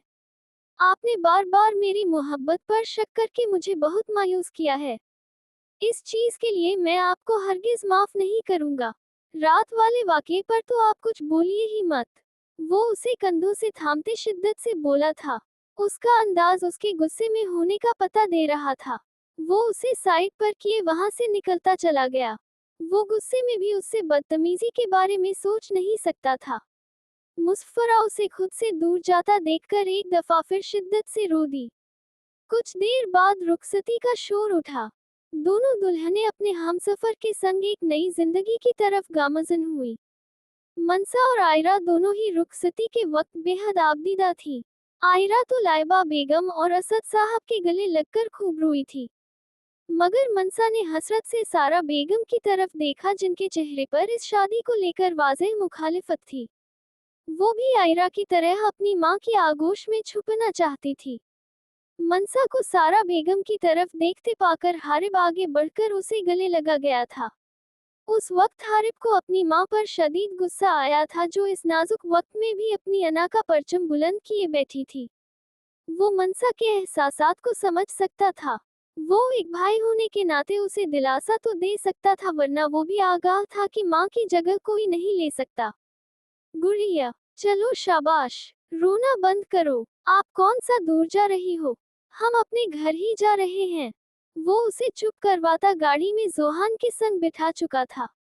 इस हकीकत से वो भी आगाह था कि वो बहुत जल्द जोहान के साथ इस्लामाबाद शिफ्ट होने वाली थी, मगर उस वक्त वो उसे टेंशन फ्री रखना चाहता था। उसकी आंखें खुद बार बार नम हो रही थी। उसकी छोटी सी गुड़िया आज इतनी बड़ी हो गई थी। अभी कल की ही तो बात थी कि वो बच्चों की तरह उसके लाड उठवाती थी। जो भी था, उसे पूरा यकीन था कि जोहान उसकी गुड़िया को संभाल लेगा। दूसरी तरफ आयरा भी अरसम के हमराह जा चुकी थी। कुछ देर पहले जो हॉल मेहमानों से खचाखच भरा हुआ था, वो भी उस वक्त खाली हो चुका था। कुछ देर बाद जोहान की गाड़ी उनके घर के सामने रुकी थी। वो गाड़ी से उतरकर घूमकर उसकी साइड का दरवाजा खोलकर उसकी तरफ हाथ बढ़ा चुका था। वो मेहमानों की मौजूदगी को मद्देनजर रखते हुए उसका हाथ थाम चुकी थी।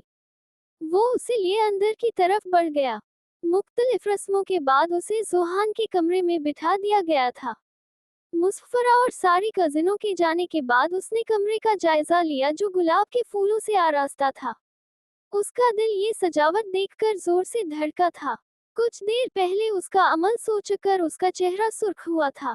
जो भी था, उसने एक बार भी अपने साबिका रवैयों की माफी तक नहीं मांगी थी, तो वो कैसे उसे माफ कर देती। वो मुंह बनाती अपना लहंगा संभाल कर उठ खड़ी हुई। उसका इरादा इस भारी लहंगे से जान छुड़ाने का था। अभी वो अपनी सोच को अमली जामा पहनाती जब दरवाजा खुला था और कोई अंदर दाखिल हुआ था। मनसा का दिल उछलकर हलक में आया था। उसके गुस्से से भी वो अच्छे से आगाह थी। जब चीजें उसकी मर्जी से नहीं होती थी, तो उसे बेतहाशा गुस्सा आता था। उसे अपनी तरफ बढ़ता देखकर उसका इरादा भागकर ड्रेसिंग रूम में घुस जाने का था। उसका इरादा जानकर वो एक जुस्त में उस तक पहुंचकर उसे अपनी मजबूत गिरफ्त में कैद कर चुका था। वो उसकी गिरफ्त में फड़फड़ा कर रह गई। छोड़िए मुझे, वो उसके कंधे पर मारती हुई चिल्लाई। अच्छा, मेरी बात तो सुनो, वो उसे काबू करते बेबसी से बोला, जो उसकी गिरफ्त से निकलने की भरपूर कोशिश कर रही थी। वो पहले से ही खुद को तैयार करके आया था। उसे पता था उसका रिएक्शन कुछ ऐसा ही होने वाला है। नहीं सुननी मुझे आपकी कोई भी बात। छोड़िए मुझे, या अभी भी कोई बात रह गई है सुनाने वाली? वो उसकी सुनने के मूड में हरगिज नहीं थी। जोहान ने तंग आकर उसके हाथों को अपने हाथों में कैद किया था। उसकी कमर पर गिरफ्त मजबूत करके उसे अपनी तरफ झटका दिया था। मनसा ने खफा नजर उठाकर उसकी तरफ देखा। जोहान ने इन नैन कटोरों में झांका था। जब जब वो उन्हें देखता था, एक नए सिरे से उनका असीर होने लगता था। ये इंकिशाफ उस पर कुछ दिनों पहले ही हुआ था कि वो उससे मोहब्बत करने लगा है। I am sorry beautiful girl. जानता हूँ तुम्हें बेहद तंग किया। हमेशा किसी और का गुस्सा तुम पर निकाला है। पर अब एहसास होने लगा है कि मैं कितना गलत था। मेरी जानम तो मासूम सी है। वो भी फजूल इस पर अपना गुस्सा निकालता रहा। जोहान उसकी भीगी भीगी आंखों में देखकर बेचैन हुआ था। उसकी बातों पर वो खामोश ही रही थी। अब तो वो मुजामत भी तर्क कर चुकी थी। बस खामोशी से सर झुकाकर आंसू बहाने में मसरूफ थी। मनु प्लीज, रोना बंद करो। तुम अगर कहोगी तो कान पकड़कर भी माफी मांग लूंगा। जब जब इस रिश्ते को मुखलिस होकर सोचने लगता, सारा चची कुछ न कुछ ऐसी बात कर देती कि मैं तुम्हें उन सब का कसूरवार समझता। उनका गुस्सा हमेशा तुम्हें बातें सुनाकर उतारा है, पर अब एहसास होता है कि उनमें तुम्हारी तो गलती भी नहीं थी। वो उसकी बहती आंखों को चूमकर बोला। उसके मुंह से अपनी माँ का नाम सुनकर ठिठकी थी। यानी वो हर तरीके से इस रिश्ते से नापसंदीदगी जाहिर कर चुकी थी। मैं आपको बिल्कुल भी माफ नहीं करूंगी। वजह जो भी हो, आपने हमेशा मुझे बातें सुनाई हैं, बार बार डांटते रहे। वो सो सो करती हुई बोली। यार मनो, माफ कर दो। सच में वादा करता हूँ अब नहीं डांटूंगा। वो उसका चेहरा हाथों के प्याले में भर कर बोला। नो, आप तो उस जाना से मोहब्बत करते हैं। फिर आपको मेरी माफी की क्या जरूरत? वो नाक चढ़ाती हुई बोली। जुहान ने उस दिन कहे गए अपने अल्फाज पर लानत भेजी थी। यार मैं बकवास कर रहा था और मैंने कब कहा है मैं उससे मोहब्बत करता हूँ? मोहब्बत तो मैं सिर्फ तुमसे करता हूँ। जाने तुमने ऐसा क्या जादू किया है कि दिल सिर्फ और सिर्फ तुम्हारे साथ की तमन्ना कर रहा है। इन आंखों ने ऐसा असीर किया है कि इनके अलावा कोई नज़ारा अच्छा ही नहीं लगता। जब तुम्हें आसपास देखता हूँ इर्द गिर्द का होश भूलने लगता हूँ। वो उसके चेहरे को निगाहों के हिसार में लेता हुआ बेबसी से बोला। मेरी कुछ शर्तें हैं। उसके बाद सोचूंगी कि आपको माफ करना है या नहीं। वो उसकी आंखों में बराह रास्त झांकती हुई बोली। आप बस हुक्म कीजिए मलका आलिया। इस बंदा बशर को हर शर्त मंजूर है। वो सर को जरा सा खम देता हुआ बोला। आप मुझे डांटेंगे नहीं। अगर कभी मेरी गलती भी हुई उसके बावजूद भी हमेशा मुझसे प्यार से बात करेंगे। वो पहली शर्त सामने रखती हुई बोली। मंजूर है और कुछ? वो उसके मनमोहने चेहरे को मुसलसल निगाहों के हिसार में रखते हुए बोला। दूसरी शर्त, आप मुझे शॉपिंग से नहीं रोकेंगे। तीसरी शर्त, मुझे खाना बनाने के लिए हरगिज नहीं कहेंगे। वो उंगली पर गिनवाती हुई बोली। मंजूर है। नहीं कहूंगा खाना बनाने को और न ही शॉपिंग से रोकूंगा। अब खुश? वो उसकी शर्तों पर मुस्कुराहट दबाता हुआ बोला। चौथी शर्त, आप मुझे पढ़ाई करने के लिए नहीं कहेंगे। वो अपनी सारी शर्तें पूरी होने पर इतरा कर बोली। अब तुम ज्यादा फैलो मत। ये वाली शर्त तुम्हारी हरगिज भी पूरी नहीं होगी। वो उसे मसनूई घूरी से नवाजता हुआ बोला। उसकी आखिरी बात पर वो मुंह बनाकर रह गई। उसके इजहार मोहब्बत पर वो मुतमिन सी हो गई थी। ये बात ही उसे सुकून दे गई थी कि उसकी जिंदगी में उसके अलावा कोई लड़की नहीं। दिल जैसे ही मुतमिन हुआ था अब उसे अपनी पोजीशन का एहसास हुआ था। वो उसके हिसार में कैद उसके बेहद नजदीक खड़ी थी। उसका चेहरा शर्म से लाल हुआ था। गाल तपते हुए महसूस हुए। वो हल्का सा कसमसाई थी। जुहान उसके चेहरे पर खिलते रंगों को देखकर मुभूत हुआ था। You are mine. वो उसके कान के नजदीक झुकता शिद्दत से भरपूर लहजे में बोला था। वो अपने कान पर उसका लमस महसूस कर सकती थी। उसने जोहान के सीने पर हाथ रखकर उसे पीछे धकेला था। जोहान उसे देखकर जरा सा मुस्कुराया था। फिर उसके चेहरे पर झुकता अपना लमस छोड़ने लगा। मेरी जिंदगी में खुश आमदीद। वो उसके कान में सरगोशियां करके रस घोल रहा था। वो उसकी रफ्ता रफ्ता बढ़ती शिद्दतों पर सिमटती चली गई। वो मनसा को उसके कमरे में बिठाकर अपने कमरे की तरफ बढ़ी। आज का दिन बहुत थका देने वाला था। कल भी वो अपनी बेवकूफी में उसे खुद से नाराज होके एक मिनट भी नहीं सोई थी। थकन जैसे आसाब पर सवार थी। वो चेहरे पर उदासी सजाए सोगवार सी कमरे की तरफ बढ़ी। उसे हारिब अब भी खुद से रूठा लग रहा था। वो किसी भी हाल में उसे मना लेना चाहती थी। वो दिल ही दिल में फैसला करती कमरे की तरफ बढ़ गई। उसने धड़कते दिल के साथ दरवाजा खोला। कमरे में आकर उसने इधर उधर नजर दौड़ाई थी मगर खाली कमरा साए साए कर रहा था। बालकनी का खुला दरवाजा देखकर वो समझ चुकी थी कि वो वही होगा। वो धीरे से चलती हुई बालकनी की तरफ बढ़ गई। उसकी पुश्त मुसफ्फरा की तरफ थी। वो गहरी सांस भरती उसके नजदीक आकर उसका बाजू थाम चुकी थी। हारिब ने चौंक कर उसकी तरफ देखा था। एक नजर उस पर डालता दोबारा निगाहें सामने जमा चुका था। मुसफ्फरा ने तड़पकर उसका संजीदा अंदाज देखा। आप मुझसे इतने नाराज हैं कि मेरी तरफ देखेंगे भी नहीं। वो उसके कंधे पर सर टिकाती हुई बोली। उसका अंदाज पल पल उसे हैरान कर रहा था। वो उसका हाथ अपने बाजू से हटाता अपने हाथों में कैद करके उसकी तरफ मुड़ा था। अच्छी बात है तुम्हें अपनी गलती का एहसास हो चुका है। तुम इस रिश्ते को दिल से निभाना चाहती हो। पर मेरे लिए ये बात अभी भी बाइस तकलीफ है कि ये रिश्ता तुम्हारे लिए मजबूरी है, जिसे तुम हर हाल में निभाना चाहती हो मगर वजह मोहब्बत नहीं मजबूरी है।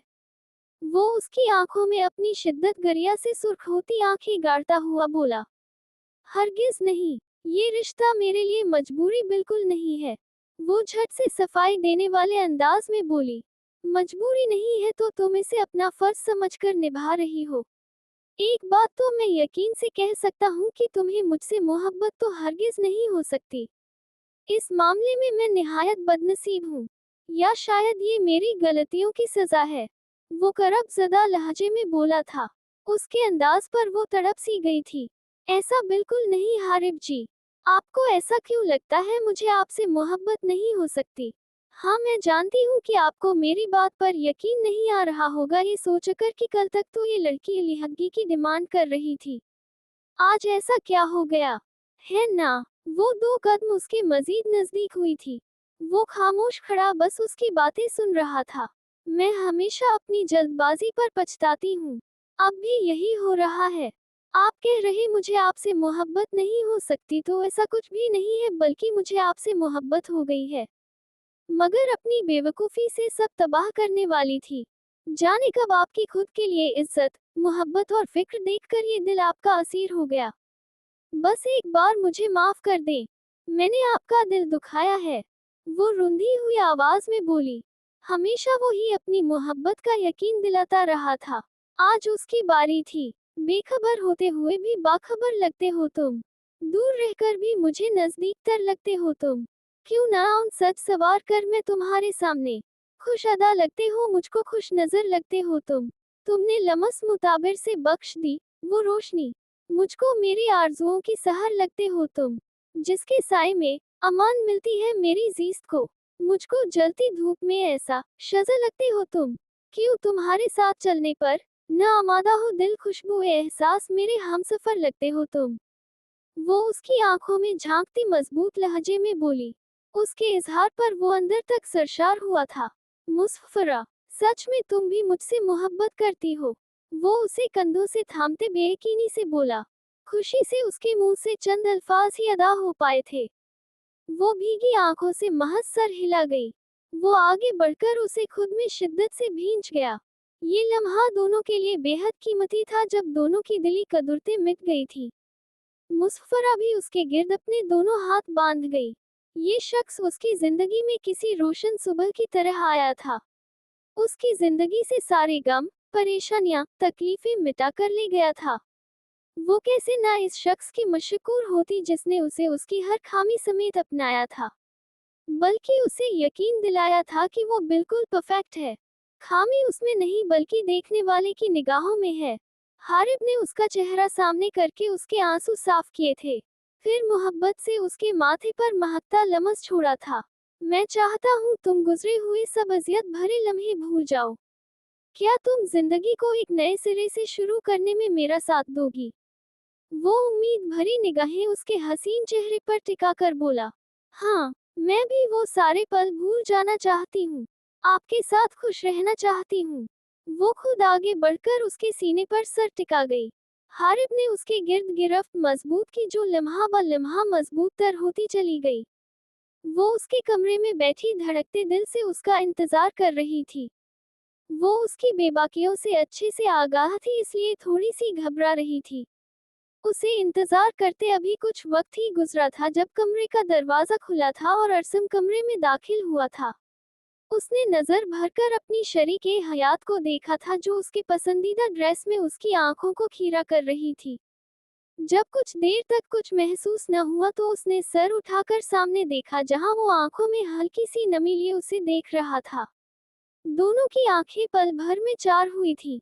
वो हल्का सा मुस्कुराया था, फिर कदम उठाता उसकी तरफ बढ़ा। वो उसके नजदीक बैठता उसका हाथ थाम चुका था।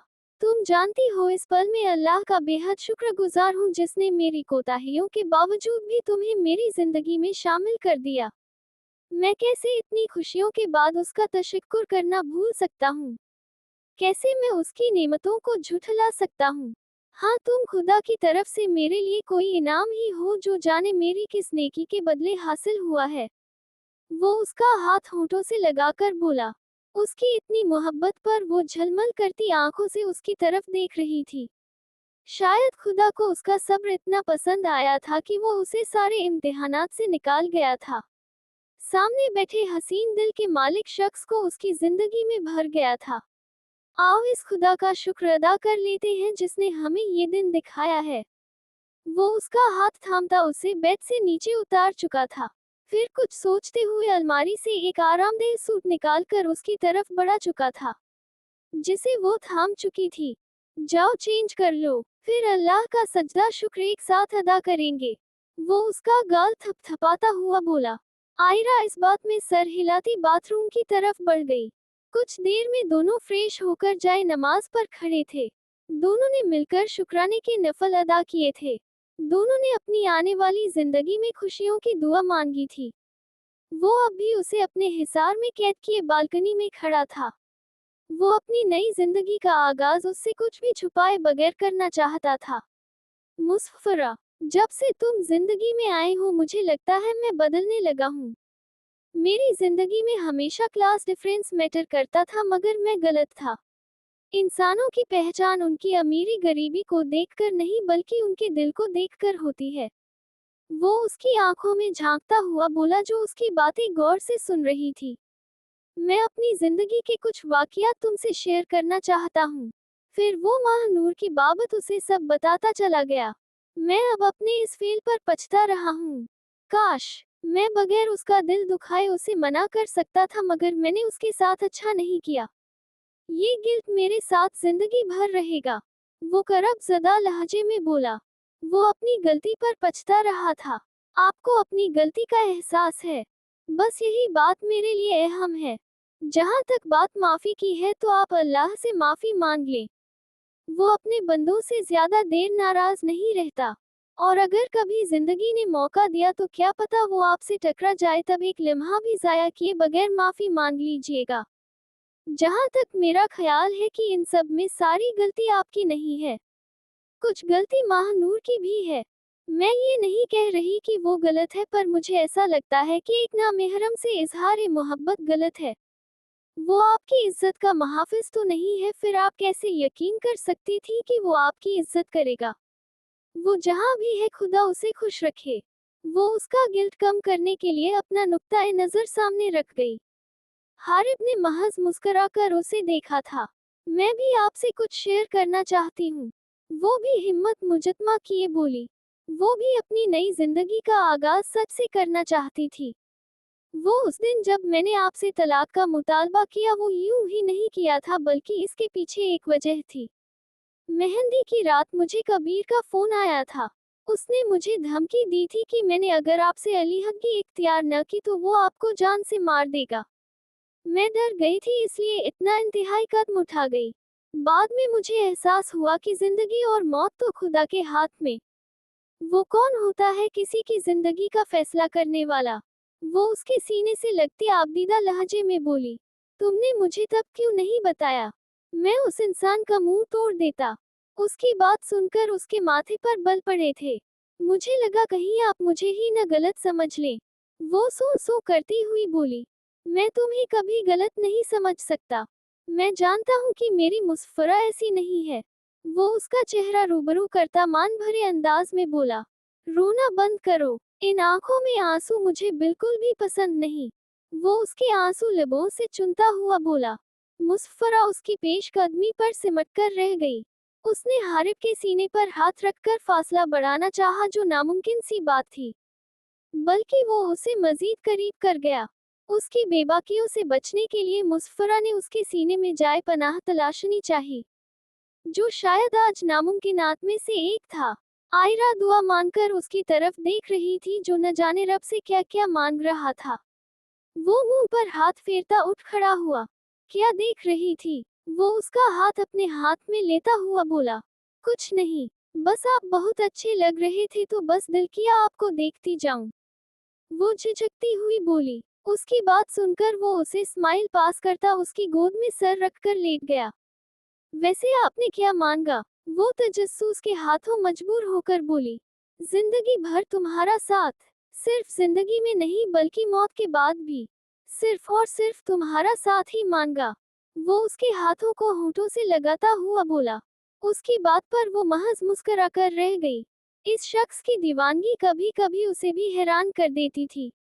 कुछ वक्त पहले तक यही शख्स उसको ठुकरा कर चला गया था और आज उसकी जरा सी तकलीफ पर तड़प उठता था। वो उसका खोया खोया अंदाज मुलाहजा कर रहा था। उसके चेहरे पर शरारती सी मुस्कान उभरी। वो उसके सर को खुद पर झुकाकर उसके माथे पर शिद्दत भरा लमस छोड़ चुका था। वो जैसे होश की दुनिया में आई थी। क्या सोच रही थी रू? मुझसे भी शेयर करो। वो उसके हाथों की अंगुलियों से खेलता हुआ बोला। कुछ खास नहीं, बस हम दोनों के इस रिश्ते के बारे में सोच रही थी। कितने कम वक्त में हम एक दूसरे के कितने करीब आ गए हैं। है ना? वो उसकी तरफ देखती हुई बोली। हम। वो उसकी गोद से सर उठाकर उसके रूबरू हुआ। ओह शिट, तुम्हें मुंह दिखाई देना तो भूल ही गया। वो अलमारी में से एक मखमली केस लाकर उसके रूबरू हुआ, जिसमें सोने का खूबसूरत सा पेंडेंट था।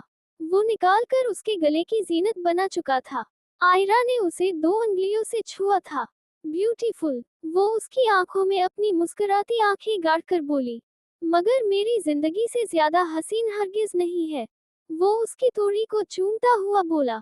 फिर वो अपने लमस से उसके एक एक नक्श को मुताबिर करता चला गया। वो शर्म से गुलाल होता चेहरा उसकी मजबूत पनाहों में छुपा गई। अरसम ने उसके गिर्द हाथ बांधे उसे अपने साथ का मान बख्शा था। वो ताकत के नशे में इस कदर चूर था कि शायद अपना अंजाम भूल गया था। मुसलसल वो किसी न किसी के लिए तकलीफ का बाइस बन रहा था। फिर वो कैसे खुद पुरसुकून रह सकता था? जब से उसकी शादी नताशा से हुई थी उसका एक भी पल सुकून से नहीं गुजरा था। अब उसका दिल इन सब से उकताने लगा था। वो जल्द ही इस सब को समेटने का सोच चुका था। उसने बहुत से प्लान बनाए थे मुसफ्फरा को वापस हासिल करने के, उस हारिब को उसकी जिंदगी से निकालने के। पर वो भूल गया था ऊपर वाला बेहतरीन कारसाज है। वो कैसे अपने नेक बंदों को तन्हा कर सकता था? अब तो ये आने वाले वक्त ने ही बताना था कि आगे इन सब की जिंदगियों में क्या लिखा था। ये मेहंदी वाली रात की बात थी। वो उसे धमकाकर अब पुरसुकून होता गाड़ी चला रहा था। उसे लगा था जैसे उसने चाहा सब वैसा ही होगा। वो हर चीज प्लान करके बैठा था। अब उसके होंठों पर इत्मीनान भरी मुस्कुराहट थी। ये बात सच थी, वो मुसफ्फरा को छोड़कर पछताया था। नताशा बिल्कुल उसी जैसी थी, खुदसर, बदतमीज और मतलबी। तभी वो उसे एक आंख नभाती थी। बस कुछ दिन और हैं, मैं तुम्हें वापस पा लूंगा। तुम तो हमेशा से मेरी थी। बस मैं अपनी गलती से तुम्हें गवा दिया, मगर खैर गलतियां भी इंसानों से ही होती हैं। वो मुसफ्फरा के तसव्वुर से हम कलाम होता हुआ बोला। उसके चेहरे पर शातिराना सी मुस्कुराहट थी। वो अपनी सोचों के ताने बाने बुनने में मसरूफ था कि सामने से आती तेज रफ्तार कार को न देख पाया, जो उससे बुरी तरह टकरा चुकी थी। वो गाड़ी का तवाजुन बरकरार न रख पाया और बुरी तरह इस हादसे का शिकार हो चुका था। रफ्ता रफ्ता लोग उनके गिर्द जमा होने लगे। वक्त बुरी तरह उसके हाथों से फिसलता जा रहा था। 6 माह बाद काले रंग की कार एक झटके से आकर कब्रिस्तान के सामने रुकी। अंदर बैठे दोनों वजूद ने करब से एक दूसरे की तरफ देखा। चाहे वो जिंदगी में कितना आगे बढ़ जाते, मगर उनकी जिंदगी में ये खलीज हमेशा रहनी थी। आशा अपनी तरफ का दरवाजा खोलकर बाहर आया। इतनी देर में वो अपने तासुरात पर कंट्रोल कर चुका था। उसने आकर महानूर की साइड का दरवाजा खोला, फिर उसका हाथ मजबूती से थाम चुका था। उसके लमस में एक तमानियत थी। वो उसको मुस्कुराकर देखता अंदर की तरफ बढ़ गया। वो दोनों हादिया की कब्र पर आए थे। महानूर आज काफी देर बाद यहाँ आई थी। वो जब जब यहाँ आती थी खुद पर से कंट्रोल खोने लगती थी, अपनी जान से अजीज बहन को यूं मनो मिट्टी तले सोए देखकर। अब भी सामने उसकी कब्र को देख उसकी आंखों से मोती लड़ियों की सूरत बहने लगे थे। उसके लर्जते वजूद को वो अपने हिसार में ले चुका था। तकरीबन 3 माह कबल वो रिश्ता निकाह के पाक बंधन में बंध चुके थे। आशा को उसके चेहरे में हादिया का चेहरा दिखता था। वो उसके वजूद में उसे तलाश करने लगा था। कुछ सोचते हुए वो महानूर के घर रिश्ता भेज चुका था। पहले महानूर इस रिश्ते के लिए हरगिज तैयार नहीं थी। उसे लगता था ये जगह सिर्फ हादिया की है और वो उसकी किसी भी चीज पर कब्जा जमाने के बारे में सोच भी नहीं सकती थी। ये तो फिर जीते जागते वजूद का सवाल था, मगर सबके समझाने के बाद वो इस रिश्ते पर राजी हो चुकी थी। 3 माह से दोनों साथ थे। आशा जो पहले उसके वजूद में हादिया को तलाशता था, रफ्ता रफ्ता महानूर के रवैये से उसके दिल में उसके लिए अलहदा जगह बन चुकी थी। उसे महानूर की आदत हो चुकी थी। इसलिए वो महानूर को 1 हफ्ते की इजाजत देने के बाद 2 दिनों में ही बुरी तरह झुंझला चुका था। इसलिए वो उसे फोन पर उसे अपने आने की इत्तिला दे चुका था। महानूर एक हफ्ता की इजाजत लेकर अपने घर गई थी, मगर अशर 2 दिनों बाद ही उसे लेने आ चुका था। उसके इसरार पर वो उसे यहाँ लाया था। चले, वो उसका रोया रोया गुलाबी चेहरा देखकर बोला। महानूर ने महज इस बात में सर हिलाया था। महानूर ने मसरूर सी नजर अपने हमसफर पर डाली थी, जो उसे किसी आबगीने की तरह संभाल संभाल कर रखता था। वो मुतमिन होकर उसके कंधे पर सर रख चुकी थी। आशा ने मुस्कुराकर उसकी तरफ देखा था, जो उसे कुछ वक्त में ही बेहद अजीज हो चुकी थी। निकाह के बंधन में वाकई ही इतनी ताकत होती है कि दो अजनबियों को एक दूसरे की तरफ माइल कर देता है। उसने आहिस्ता से कमरे का दरवाजा खोला था, जहां उसकी महबूब बीवी नाराज सी बैठी थी। मनु, मेरी जान आ गई यूनिवर्सिटी से? वो मुस्कुराकर पूछता उसके करीब ही बैठ चुका था। मगर दूसरी तरफ नो लिफ्ट का बोर्ड देखकर उसने गहरा सांस भरा। अच्छा, मेरी तरफ तो देखो मेरी जान। जब तक बताओगी नहीं तो कैसे पता चलेगा कि हुआ क्या है? वो उसे पचकारता हुआ बोला। सब पता है आपको। दूसरी तरफ से रूठी रूठी सी आवाज आई थी। अच्छा ना यार, माफ कर दो। अब से लेट नहीं आऊंगा। वो कान पकड़ते हुए बोला। जोहान और मनसा शादी के कुछ अरसे बाद ही वो मरी दोबारा शिफ्ट हो गए थे। मनसा की यूनी भी यही शुरू हो गई थी। पिछले कुछ दिनों से जोहान ऑफिस के काम की वजह से कुछ ज्यादा ही देर से आ रहा था। मनसा अकेली रहकर बोर हो गई थी। कल तो वो सबको याद करके बेतहाशा रोई थी। जोहान उसे यूं देखकर परेशान हो चुका था। आज इसीलिए वो उसके यूनी से आने से पहले ही घर मौजूद था। अब बैठा वो उसे मनाने की तरकीब सोच रहा था। अच्छा, बात तो सुनो। मैं वादा करता हूँ जल्दी आने की कोशिश करूंगा। और तुम्हारे सेमेस्टर के खत्म होते ही हम घर चले जाएंगे। वो उसे रूबरू करता हुआ बोला। पक्का? वो शायद यकीन दहानी चाहती थी। जोहान ने मुस्कुराकर इस बात में सर हिलाया था। वो उसके गिर्द बाजू बांधता उसे खुद से लगा चुका था। आपको पता है कल मैं कितना डर गई थी? मैं अकेली थी, ऊपर से लाइट भी चली गई थी। वो शिकवा करती हुई बोली। सॉरी जानम, मुझे एहसास होना चाहिए था। सारी मेरी गलती है। आगे से ऐसा कभी नहीं होगा। वो उसके बालों पर बोसा देता हुआ बोला। मनसा तमानियत से उसके सीने से लगी मुस्कुरा दी। शादी के बाद शायद ही कोई ऐसा लम्हा आया हो जिसमें कभी जोहान ने उसे डांटा हो। उसका अंदाज हमेशा मोहब्बत भरा ही होता था। वो अपनी मामा से नाराज थी जो उन्होंने किया उन सब पर। मगर उसने सोच लिया था कि अगर वो अपनी गलती तस्लीम कर लेंगी तो वो उनसे नाराज नहीं रहेगी। वो बिस्तर पर बैठा कुछ दिनों पहले महानूर से हुई अपनी मुलाकात याद कर रहा था, जो अशर के संग यहाँ सबसे मिलने आई थी। उसे अशर के साथ खुश देखकर उसे कुछ सुकून हुआ था। पहले तो वो उसे सामने देखकर घबराई थी। वो उसकी तवक्को यहाँ हरगिज नहीं कर रही थी। लेकिन जब हारिब ने उससे माफी मांगी तो वो उसे अपने अल्लाह की खातिर माफ कर चुकी थी। वो अपनी सोचों को झटकता सामने मुतवज्जे हुआ, जहां उसकी जिंदगी खोई खोई सी अंदर दाखिल हुई। उसके चेहरे पर सोच की लकीरें बिछी थीं। हारिब ने अपने सारे हवास उसकी तरफ मुतवज्जे किए। ध्यान से मुस्फरा। वो एक ही जुस्त में बेड से उतरता उसकी तरफ बढ़ा, जिसका पांव सोफे से बुरी तरह टकराया था। कहाँ ध्यान है तुम्हारा? देखो लग गई ना चोट? वो फिक्रमंदी से उसे थामता हुआ बोला। नहीं, ज्यादा नहीं लगी, आप टेंशन न लें। वो उसे तसल्ली देते लहजे में बोली। मुझे समझ नहीं आ रहा क्या करूं।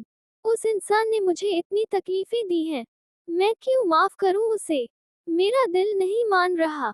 पिछले 2 दिनों से उसके चचा चची उसकी तरफ आ रहे थे, कबीर की तरफ से माफी मांगने।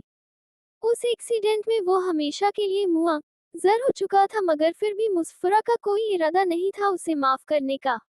मैं ये नहीं कहता उसे अभी माफ करो। जो तुम्हारा दिल कह रहा है वो करो। अभी तुम उसे माफ नहीं करना चाहती, मगर जब तुम्हें लगे तुम उसे माफ कर सकती हो तब माफ करना। तुम पर कोई जबरदस्ती नहीं। वो उसका गाल थपथपाता हुआ बोला। मुस्फरा ने समझते हुए महज इस बात में सर हिलाया। वो कब से यहाँ से वहाँ टहलती बेसब्री से उसका इंतजार कर रही थी। उसके इंतजार की घड़ियां खत्म हुई थी जब वो दबे पांव चलता अंदर आया था। ये भी डर था कि घर वाले उठकर उनके कारनामे न देख लें। कितनी देर लगा दी। वो बेसब्री का मुजाहिरा करती हुई उसके हाथ में मौजूद शॉपर अचक चुकी थी। अरसम ने अफसोस से उसकी हरकत मुलाहजा की। देर की बच्ची, रात के 2 बज रहे हैं और सारी मार्केट बंद हो चुकी है। बड़ी मुश्किल से सारी दुकानें घूमकर फिर तुम्हारे लिए ये गोलगप्पे मिले हैं। वो आंखें दिखाता हुआ बोला। जब से उनके घर एक नए मेहमान की आमद का पता चला था, अरसम उसका बहुत ख्याल रख रहा था। उसकी छोटी छोटी ख्वाहिश बगैर कहे पूरी कर रहा था। अब भी मोहतरमा उसे सोते हुए को उठाकर कुछ चटपटा लाने को भेज चुकी थी। अब वो मजे से बैठी गोलगप्पों से इंसाफ कर रही थी। अरसम ने मोहब्बत से उसे देखा था। फिर उसका गाल थपथपाता सोने के लिए लेट चुका था। वो दोनों एक साथ बहुत खुश थे। उसकी चाहत को मंजिल मिल ही गई थी। खत्म शुद्ध। अगर ये नॉवल आपको पसंद आया तो लाइक कमेंट शेयर जरूर करना और ऐसे ही नॉवेल्स के लिए हमारे चैनल को सब्सक्राइब करना।